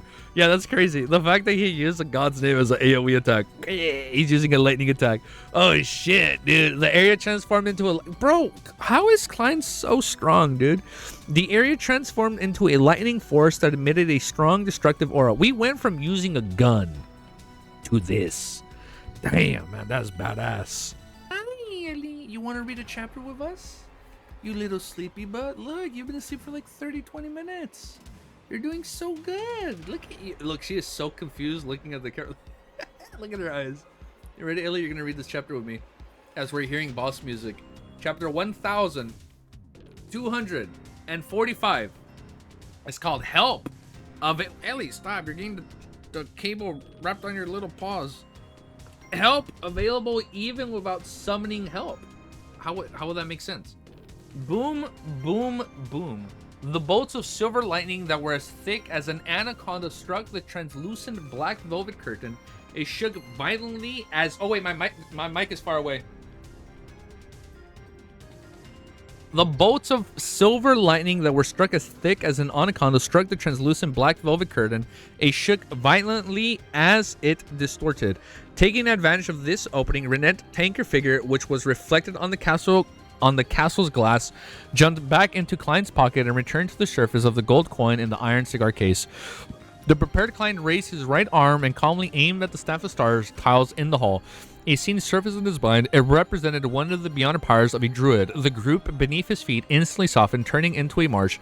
It made his body sink like it had fallen into a seat. Underground slink, boom. The translucent black velvet curtain could no longer withstand the cleansing from the lightning storm. The moment the marsh solidified, it curled into a ball and fell back into the castle. You want to go out, Ellie? All right, let me finish this page and I'll let you out. No longer restricted, the few thousand thick bolts of lightning rained down the ancient castle. A tower collapsed and the hall was left in shambles. One marionette affected another, burst into the ephemeral illusions. Under the prickling of such a lightning strike, they were instantly charred, black, and reduced to ashes. Oh, 1 second, Ellie. One more sentence. When the silver light that illuminated the entire mountain range subsided, the dark demonic wolf culture's castle was in ruins. Many spots were burned with red flames. Yeah, Ellie want to go out. All right, you win. Klein immediately emerged from the bottom of a deep pit and saw the dark demonic wolf, covered in a dark and short fur, had performed the same action. Relying on the 3 druids among his marionettes, he had successfully hidden underground and avoided the lightning bombardment, so he dodged all that. At that moment, the independent kingdom created by the curtain had completely disintegrated. However, the dark demonic wolf's wish hadn't completely expired. The return of God had still needed some time. Without any hesitation, both parties engaged in another intense battle. Culture allowed the crinkled curtain to fly up and drape him so as to prevent the raised possession. After all, there were only 3 of his marionettes left. Of course, this way he could no longer swap locations with his marionettes. At the same time, Renette Tanker had left a gold coin in Klein's pocket and floated towards the 8-legged dark demonic wolf. She had given up on the idea of possession as her arms suddenly swelled.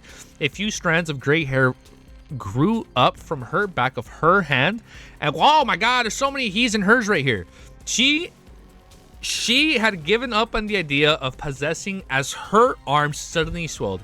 A few strands of gray hair grew back on her hand, and her nails became long, sharp, and firm. Werewolf transformation. Oh, shit! Werewolf transformation? Oh, shit. What the fuck? All right, dude, this is her fucking werewolf transformation. Werewolf transformation. This doll-like, baneful entity became a huge werewolf. She kept moving at high speeds, waving her sharp claws, and she engaged in an intense battle with a hill-like dark demonic wolf. Amidst the clashing sounds, Klein was attacked by Culture's 3 remaining marionettes. One of them raised his head and roared, causing brown short hair to tear through his clothes. In an instant, he transformed into a terrifying giant bear that was twice the height of a person. He had transformed into a terrifying giant bear that was twice the height of a person. One crouched down, pressing his palms against the ground, while the other raised his right hand and yanked his hair. At that moment, a crimson flame surged out of Klein's clothes, instantly devouring him. His figure appeared in a sea of flames to the side. Then he jumped out, raised his hand, and charged straight at the huge brown bear. At the spot where he was originally standing, dark green mutated vines pierced through the ground and grew wildly, stirring the remnant flames in the air. In the middle, tap, tap, tap, the huge ground bear didn't back down. With heavy strides, it rushed towards Klein like a high speed of steam locomotive. It spread open its arms, trying to give it a passionate hug that could crush all his bones and squeeze his chest muscles together. Tap, tap, tap. As his black trench coat flailed to his back, Klein didn't retreat. He was about to collide with the huge brown bear. Suddenly, he kicked his left foot and twisted his waist. He forcefully jumped up and flew past the brown bear diagonally. Thud. As the two crossed each other, Klein swung his black staff down and ruthlessly struck the brown bear's shoulders. Normally, such an attack wouldn't have been able to hurt the thick hide of brown bear. However, with the Staff of Stars, the physical attack would lead to random abnormal changes or strange effects. Of course, under the God's Wish's suppression, these changes and effects wouldn't exceed that of a Sequence 4 beyond its power. Thud. As the sound of the staff strike reverberated, the huge brown bear's shoulders tore open diagonally from its shoulders. The bottom half of his torso... The bottom half of his torso teleported more than 10 meters away while the remaining portion how does that work? While the remaining portion remained in place, the brown bear's eternal organs and blood gushed to the ground in a rather shocking scene. However, the brown bear wasn't dead yet. Its two halves were squirming as it struggled to stabilize his center of mass and continued attacking. As a marionette, he had long died. Such damage was nothing. At this moment, Klein had already jumped behind the bar, behind the brown bear, his feet stepping on the ground. Another wave of scarlet flame surged out, drowning his finger. A flame that was about to be extinguished rose up as Klein leaped out and arriving close to the marionette, which had both hands on the ground. With his silk top hat, he ran past the marionette without turning his head as he swung the staff to the side. Thud. The marionette's body burst into golden flames as the figure instantly vanished. A flame surged into the sky as the marionette jumped down. However, the golden flames didn't extinguish quickly, burning him to ashes. Without even looking over, Klein had already rushed into the front of his marionette that was yanking his hair. The marionette immediately threw out the hair in his hand. The strands of hair began to burn as they emitted black gases, sounding alarms to Klein's spirituality senses. Poison. An unknown poison. With a creak, he forcibly stopped using his ability as a clown. Using the inertia of his body, he extended his black staff. All sorts of thoughts rapidly reformed in his mind, quickly forming a scene. Before this operation, Klein had requested mistresses to help hypnotize him. It made his brain unable to form scenes when he subconsciously thought of one. There would only be a single thought resonating in his mind, which lets him use the Staff of Stars. And he had to take the initiative to control it to construct the scene. This allowed him to use the Staff of Stars for a long time without being affected by the negative effects. As for the flaws of thinking in such a manner, Klein felt that it was still able to Klein felt that it was still acceptable under predetermined conditions. Without a sound, the gems embedded in the Staff of Stars lit up. A pure white and holy pillar of light descended from the sky, enveloping...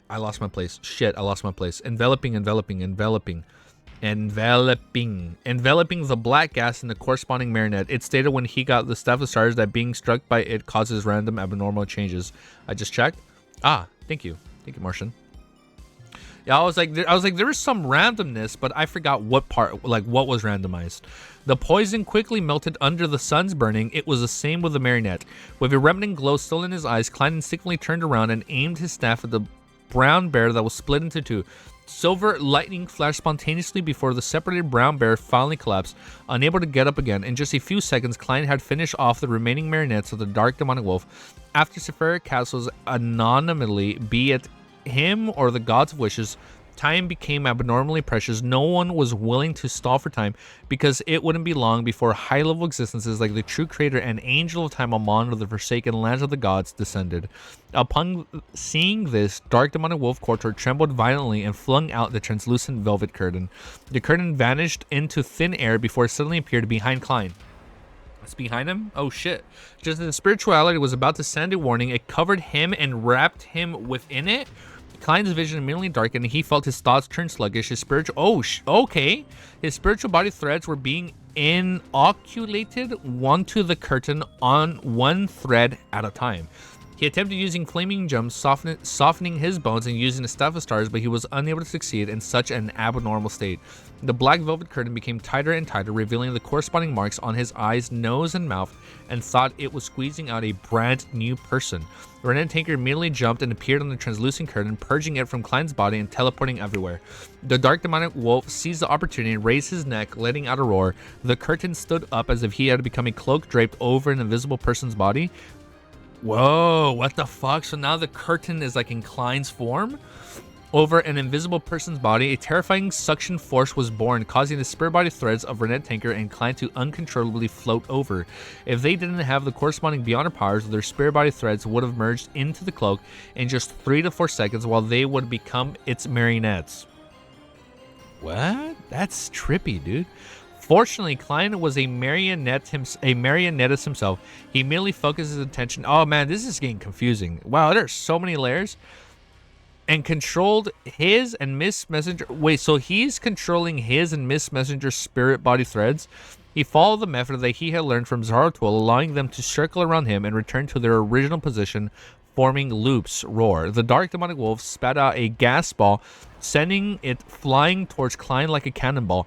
As he focused on controlling his and Miss Messenger's spirit body threads, Klein could barely duck just as he was about to be struck.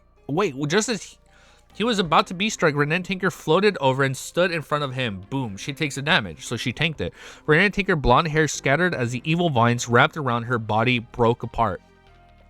The Dark Demonic Wolf follow-up actions were one smooth, continuous series of actions, taking advantage of the moment when the curtain was desperately pulling at his target's spirit body threads. He launched and repeated attacks on Klein, forcing Renee Tinker to block them. It caused the tough Ancient Bane to tremble under the attacks of his claws, air blobs, and flaming attacks. More and more wounds appeared, making it look like she could not last any longer. At this critical moment, as Klein controlled the spirit body threads to resist the attraction of the curtain, he reached into his pocket and took out another iron cigar case. The seal was removed and the box was opened. Inside there was a long gold coin lying quietly.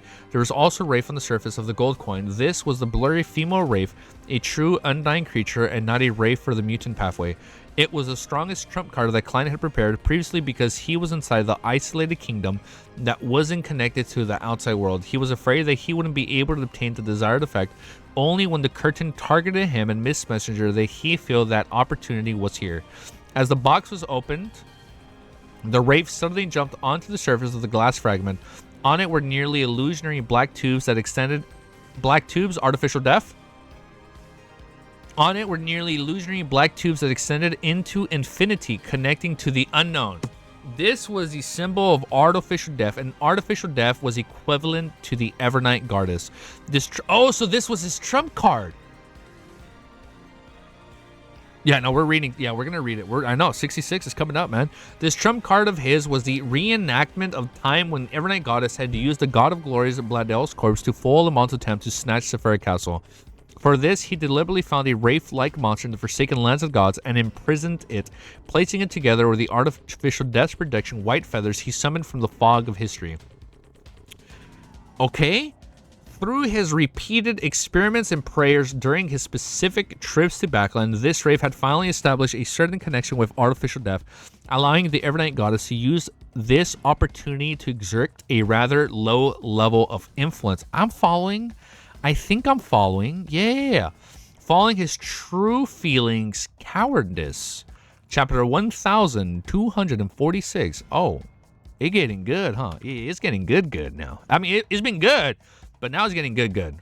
Chapter 1246 is called Following His True Feelings, Cowardice. Near midday. Damn, I'm sorry, guys. The dark demonic wolf that was attacking Renee Tinker seemed to be sensing something. He slowed down and turned to look at the wraith that had just appeared. It's lunch? Oh man, you guys all have different times, huh? That had just appeared. His pupils, which already occupied 2/3 of his eyes, had suddenly dilated as if he had caught the scent of a familiar but dangerous aura. In the blink of an eye, the wraith raised her arms, the power of wishes, and the surrounding area rapidly diminished at an accelerated rate. Godhood began to return, and having reached the level of Sequence 4, under the soil beneath the dark demonic wolf's feet, pale white and illusory arms emerged. They were densely packed like a forest, grabbing onto Kotor's 8 legs, making this miracle invoker feel like he had fallen into a cold and dead silence.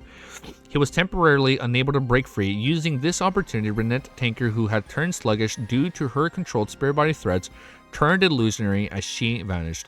In the pitch black pupils of the dark demonic wolf, the blonde Miss Messenger in a dark and complicated long dress that was wrapped with vines suddenly phased into existence and completed the possession process. The actions of the God of Wishes instantly stiffened as if he had degraded from a living creature to a marionette. He attempted to influence Renee Tinker's spirit body threads so as to resist the wraith's possessions. However, from time to time, he would be interrupted by the pale white arms created by the female wraith. Success eluded him. Klein maintained the looping of their spirit body threads as he slowly raised the staff of the stars, aiming at a black velvet curtain that had turned into a cloak. He then constructed a scene in his mind. What the fuck did he make in his mind? The surrounding darkness suddenly glowed as if it contained an unimaginable secret. Bit by bit, the illusionary candles lit up such an environment, illuminating a long table laid out with flesh and blood. On 2 sides of the long table, 3 extremely blurry figures were holding up oh, what the fuck? 3 figures were holding up the flesh and blood, ravenously devouring him. And in the next second, the three figures turned their heads simultaneously and cast their gaze at the translucent black velvet curtain.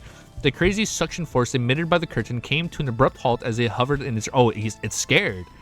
As it hovered in its original spot, it was as if it had momentarily forgotten who it was, whose side it was on, and what it should do. Feast of Betrayal. Fairy tale... I'm sorry, how are we using this? How is Klein using this? I'm sorry.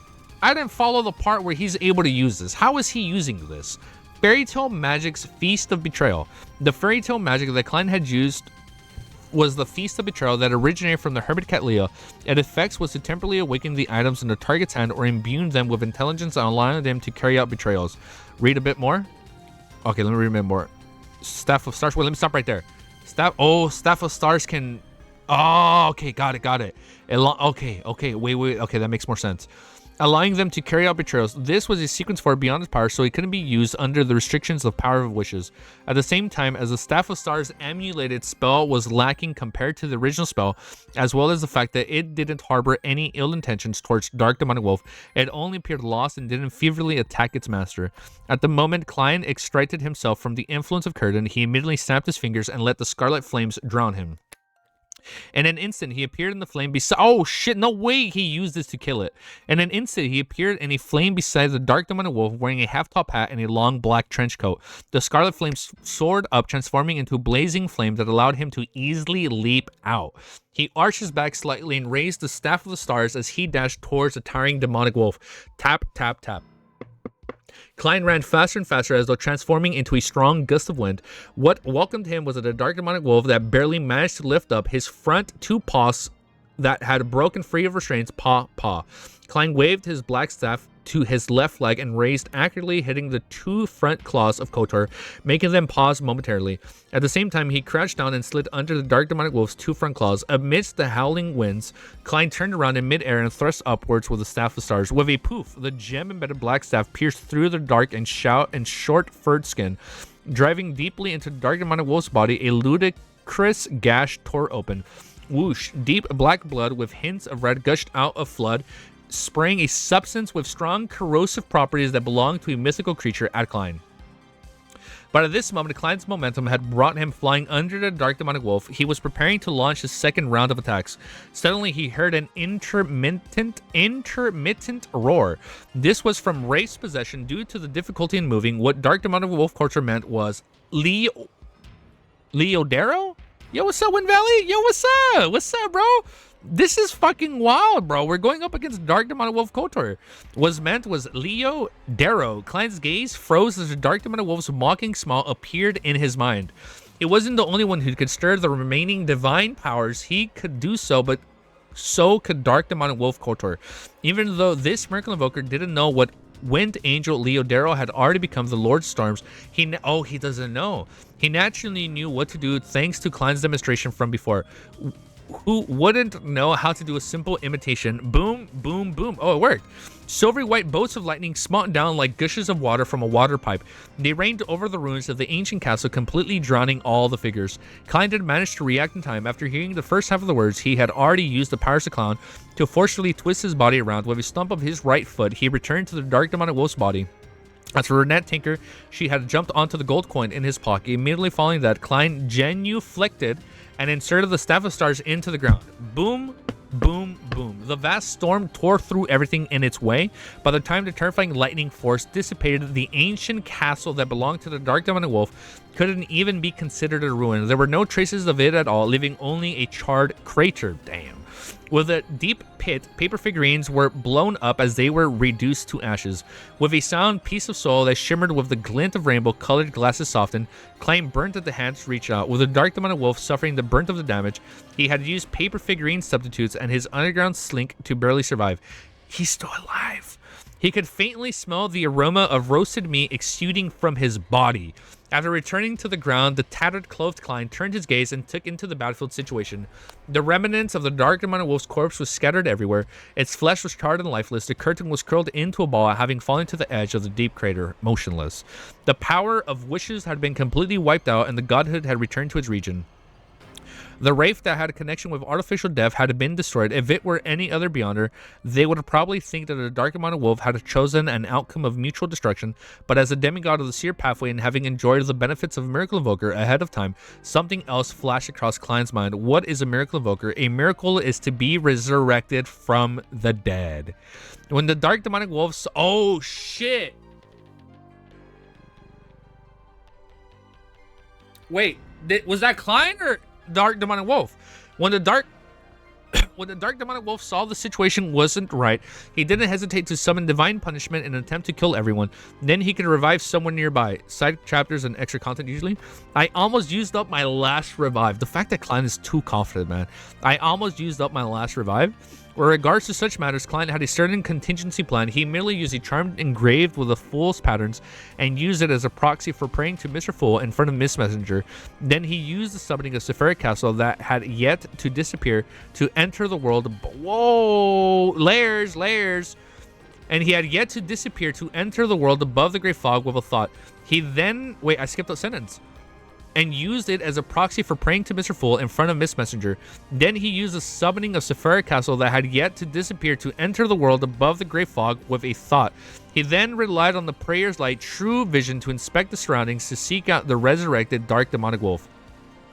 At this moment, Renette Tinker left the gold coin in Klein's pocket and appeared beside the curtain that was curled into a ball. Her voice was slightly ethereal and she said, "It has a Miracle Invoker Beyonder characteristic, like onions, definitely like onions, man. Layers. A Miracle Invoker's Beyonder characteristic. That's right. The Dark Demonic Wolf possesses one of the 6 Miracle Invoker characteristics under the premise that all of the attendant mysteries are accounted for. Under normal circumstances, the remaining attendant mysteries Beyonder characteristics also have one set of Miracle Invoker Beyonder characteristics." As Miss Messenger spoke, Klein's spiritual intuition also sensed it. After confirming her judgment, he connected it to Will Ossipton's answer. There should be a total of 9 Miracle Invoker Beyonder characteristics, but under the premise that the attendant mysteries are all filled, the 3 sequence 1s would definitely each occupy 1 sequence 2 characteristic. So instead of 9, there'd be 6. The remaining 6 Miracle Invokers, yeah, that's what we, okay, so that's why there's 6. The remaining 6 Miracle Invoker characteristics belong to Zaratul, Antigonus, Magic Wishing Lamp, Theater with Curtains That Never Draw, The Last Banquet, and the Dark Demonic Wolf, respectively.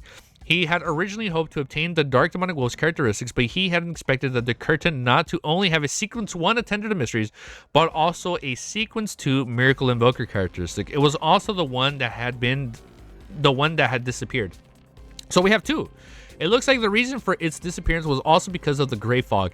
Later on, it was spat out. Do I still seek out the Yes. Do I still seek out the resurrected Dark Demonic Wolf?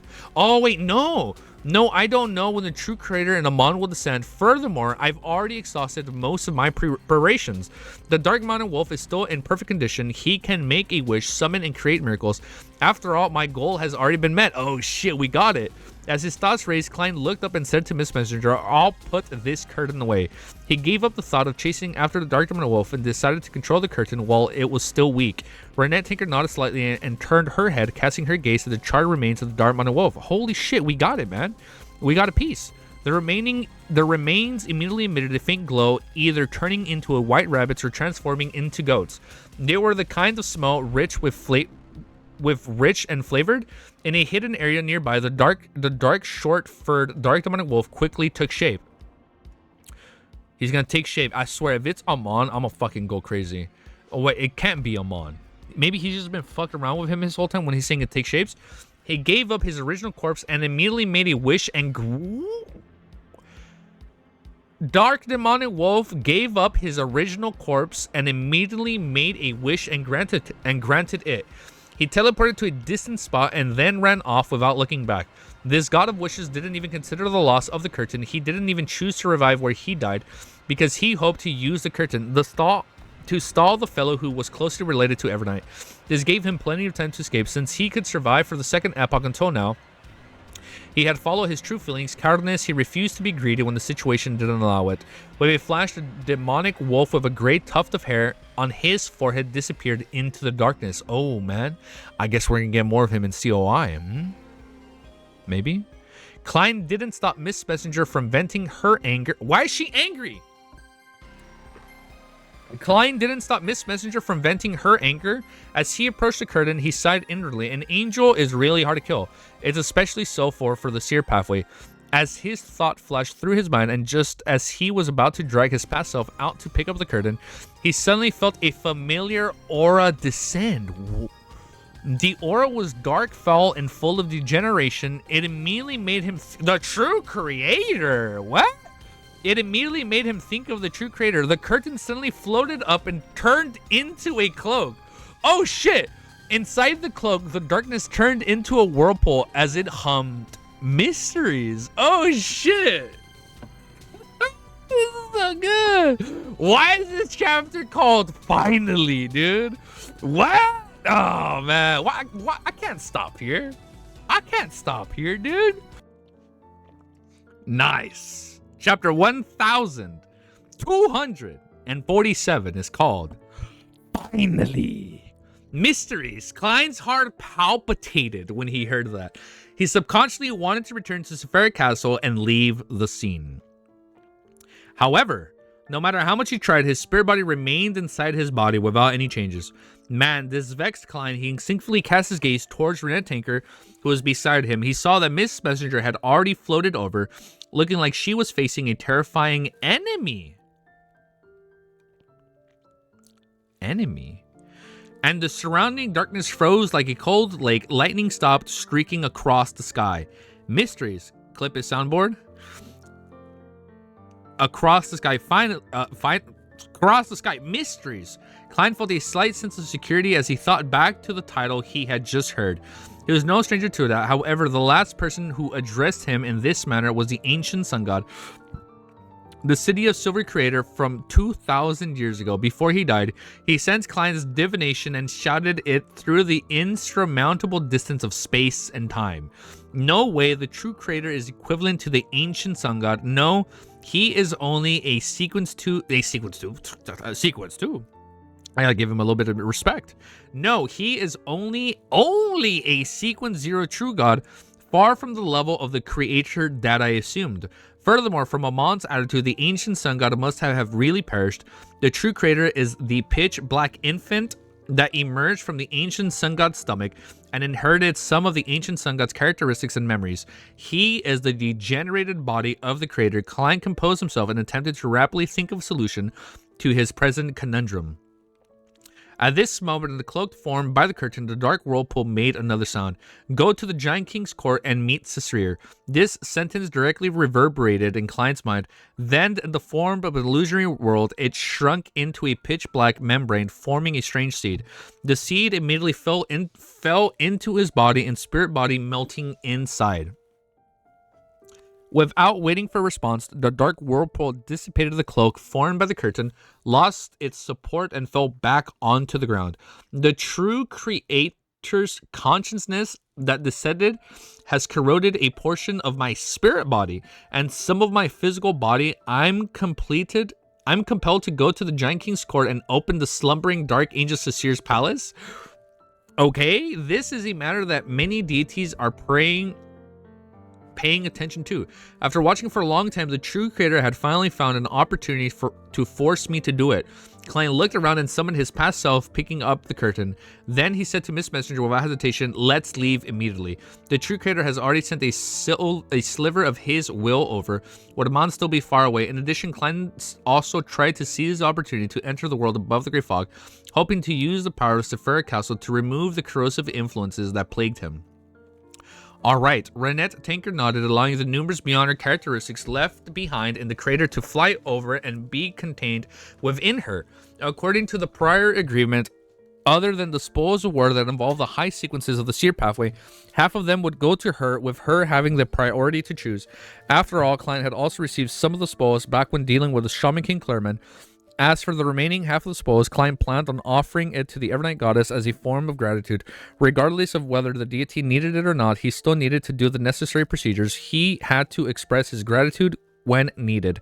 After clearing the battlefield, Renette Tanker entered the iron cigar case in Klein's pocket and possessed the gold coin surface.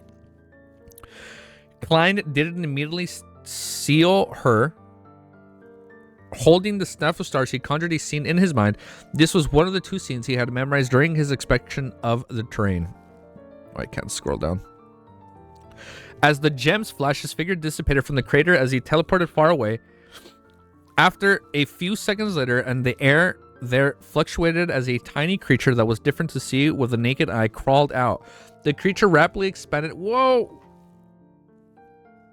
The air fluctuated among the microbes in the air. The air there fluctuated as tiny creature that was difficult to see with the naked eye crawled out. It crawled out of the air. The creature rapidly expanded, turning into a mon who wore a pointed hat and classical. But what the fuck is that? So weird. That's some straight up JoJo shit, bro. That is so weird, bro. Wore a pointed hat and a classic black robe. The corners of Amon's mouth curled up as he adjusted the monocle on his right eye and chuckled. Someone is finally... Oh my god, we actually are opening the Sasir door of the Dark Angel Sasir. Someone is finally opening that door. After 2 rounds of teleportation, Klein took out the iron cigar case that Miss Messenger was hiding it and used the Staff of Stars to create several layers of seals, the kind that would be removed the moment he touched it. Right on the heels of that, he entered the fog of history and dashed all the way to the time before the first epoch. He relied on the prayers he had yet to reply to and instantly entered the world above the great fog through the summoning Sephira Castle. As the roars and the ravings echoed, he felt the corrosion in his spirit body gathered together, curling into a ball. Despite passing through layers of cleansing effects, it managed to maintain its stability and didn't completely evaporate. Is this the power and the level of a true deity? Yes, and its true deity who wields the domain of generation. Sitting in the seat belonging to the fool, Klein frowned and slightly as he observed his state. The corrosion created by the true creator wasn't strong. If they were at the level of protection of Klein's spirit body, they wouldn't be able to last long above the great fog. This was also the main reason why he had made the judgment dare to directly enter Sephira Castle. However, unless he planned on dying again, there was no way he could bypass his own spirit body to remove the corrosion. With the help of divination and other abilities, Klein quickly figured out the various effects of the corrosion. It wouldn't mutate, sending a message to the true creator or interference with what he did. It would only continue to steer via mystic means towards the Giant King's court. It compelled Klein to open the palace where Dark Angel Sasir was in deep sleep. I wonder what's gonna fucking happen when we do that. It's partly in the mind and also at the level of faith. When I become a miracle invoker and become an angel, depending on my control of Sephira Castle, I should be able to clear this corruption. However, if I want to become a miracle invoker and become an angel, I have to go to the Giant King's court and open the door to the palace, helping the city of Silver find a way to leave the forsaken lands of the gods. As Klein thought, he revealed a wry smile. Fortunately, this was something he was prepared to do, and it didn't burden him further. Following that, Klein summoned the uncharted crucifix from the fog of history, attempting to use the power of Sephira Castle to drive it into purifying his body. Unfortunately, part of his body was also merged together with the corrosion, preventing him from completely cleansing it. This also made him truly understand how terrifying Sequence Zero was. I can't just pray to an evil god like the true creator unless I'm in a hopeless situation. Klein shook his head and returned to the real world before sacrificing the curtain above the great fog. It does indeed contain the beyond characteristics of an intended of mysteries, as well as the miracle invoker's beyond characteristics. There's even scholar of yore and bizarre sorcerer's characteristics. It has a rather high level. The power I can use from Sephira Castle at the present isn't able to directly shatter it. However, this place seems to be at the highest level of the seer pathway, so it can effectively suppress it. Through the accumulation of time, I should be able to slowly separate it. Yo man, take care, Sonny. The first to be separated should be the attendant of mysteries characteristic. Check. Easy. The rest can be used to concoct a potion directly. It doesn't have any living characteristics. The one that was summoned just now has already disappeared with the translucent black velvet curtain in hand. He looked at it for a while, then he activated Sephira Castle and conjured a metal pot which was boiling with invisible power. After staring at it for a few seconds, he threw the curtain into the metal ball and pressed down with layers of seals onto the pot's lid. In about 3 to 4 days, the attendant mysteries beyond our characteristics would separate. The supplementary ingredients could be thrown into what remained, and it would be a miracle invoker potion, one that included the characteristics from sequence 9 to 2. Damn, that's hype. Looking around, he raised his right hand and took a piece of paper from the junk pile. This was one of the other preparations. He had spent a large amount of time in advance. I lost my place. Oh, he had spent a large amount of time in advance and had failed time and time again to successfully summon 008. Not anymore. Using this quote, he wrote down what reasonable reactions Dark Demonic Wolf would have. This was to prevent the other party from reacting in an unexpected way from the very beginning, causing his plans to fail. With the cooperation of this short script, the Dark Demonic Wolf had been attracted by Klein's strange behavior. Therefore, it was very reasonable that he didn't extinguish the prayer light immediately, so that's why he hesitated. Similarly, without knowing how many enemies or what strength the other party had, the Dark Demonic Wolf didn't flee in a hurry. Instead, he created a complete independent kingdom, isolating it from any possible reinforcements. It was a very reasonable reaction. I'm sorry. So this was all according to Klein's plans. With a flick of his wrist, Klein burned the piece of paper and that he hurriedly sacrificed the sealed iron cigar case to Sephira Castle. He then responded to Miss Magician's prayers that related to the world's message.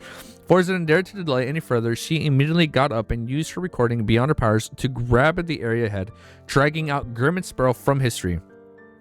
With that, Klein teleported to the empty room in a nearby hotel. He set up a ritual and brought the iron cigar case back to reality, releasing Renette.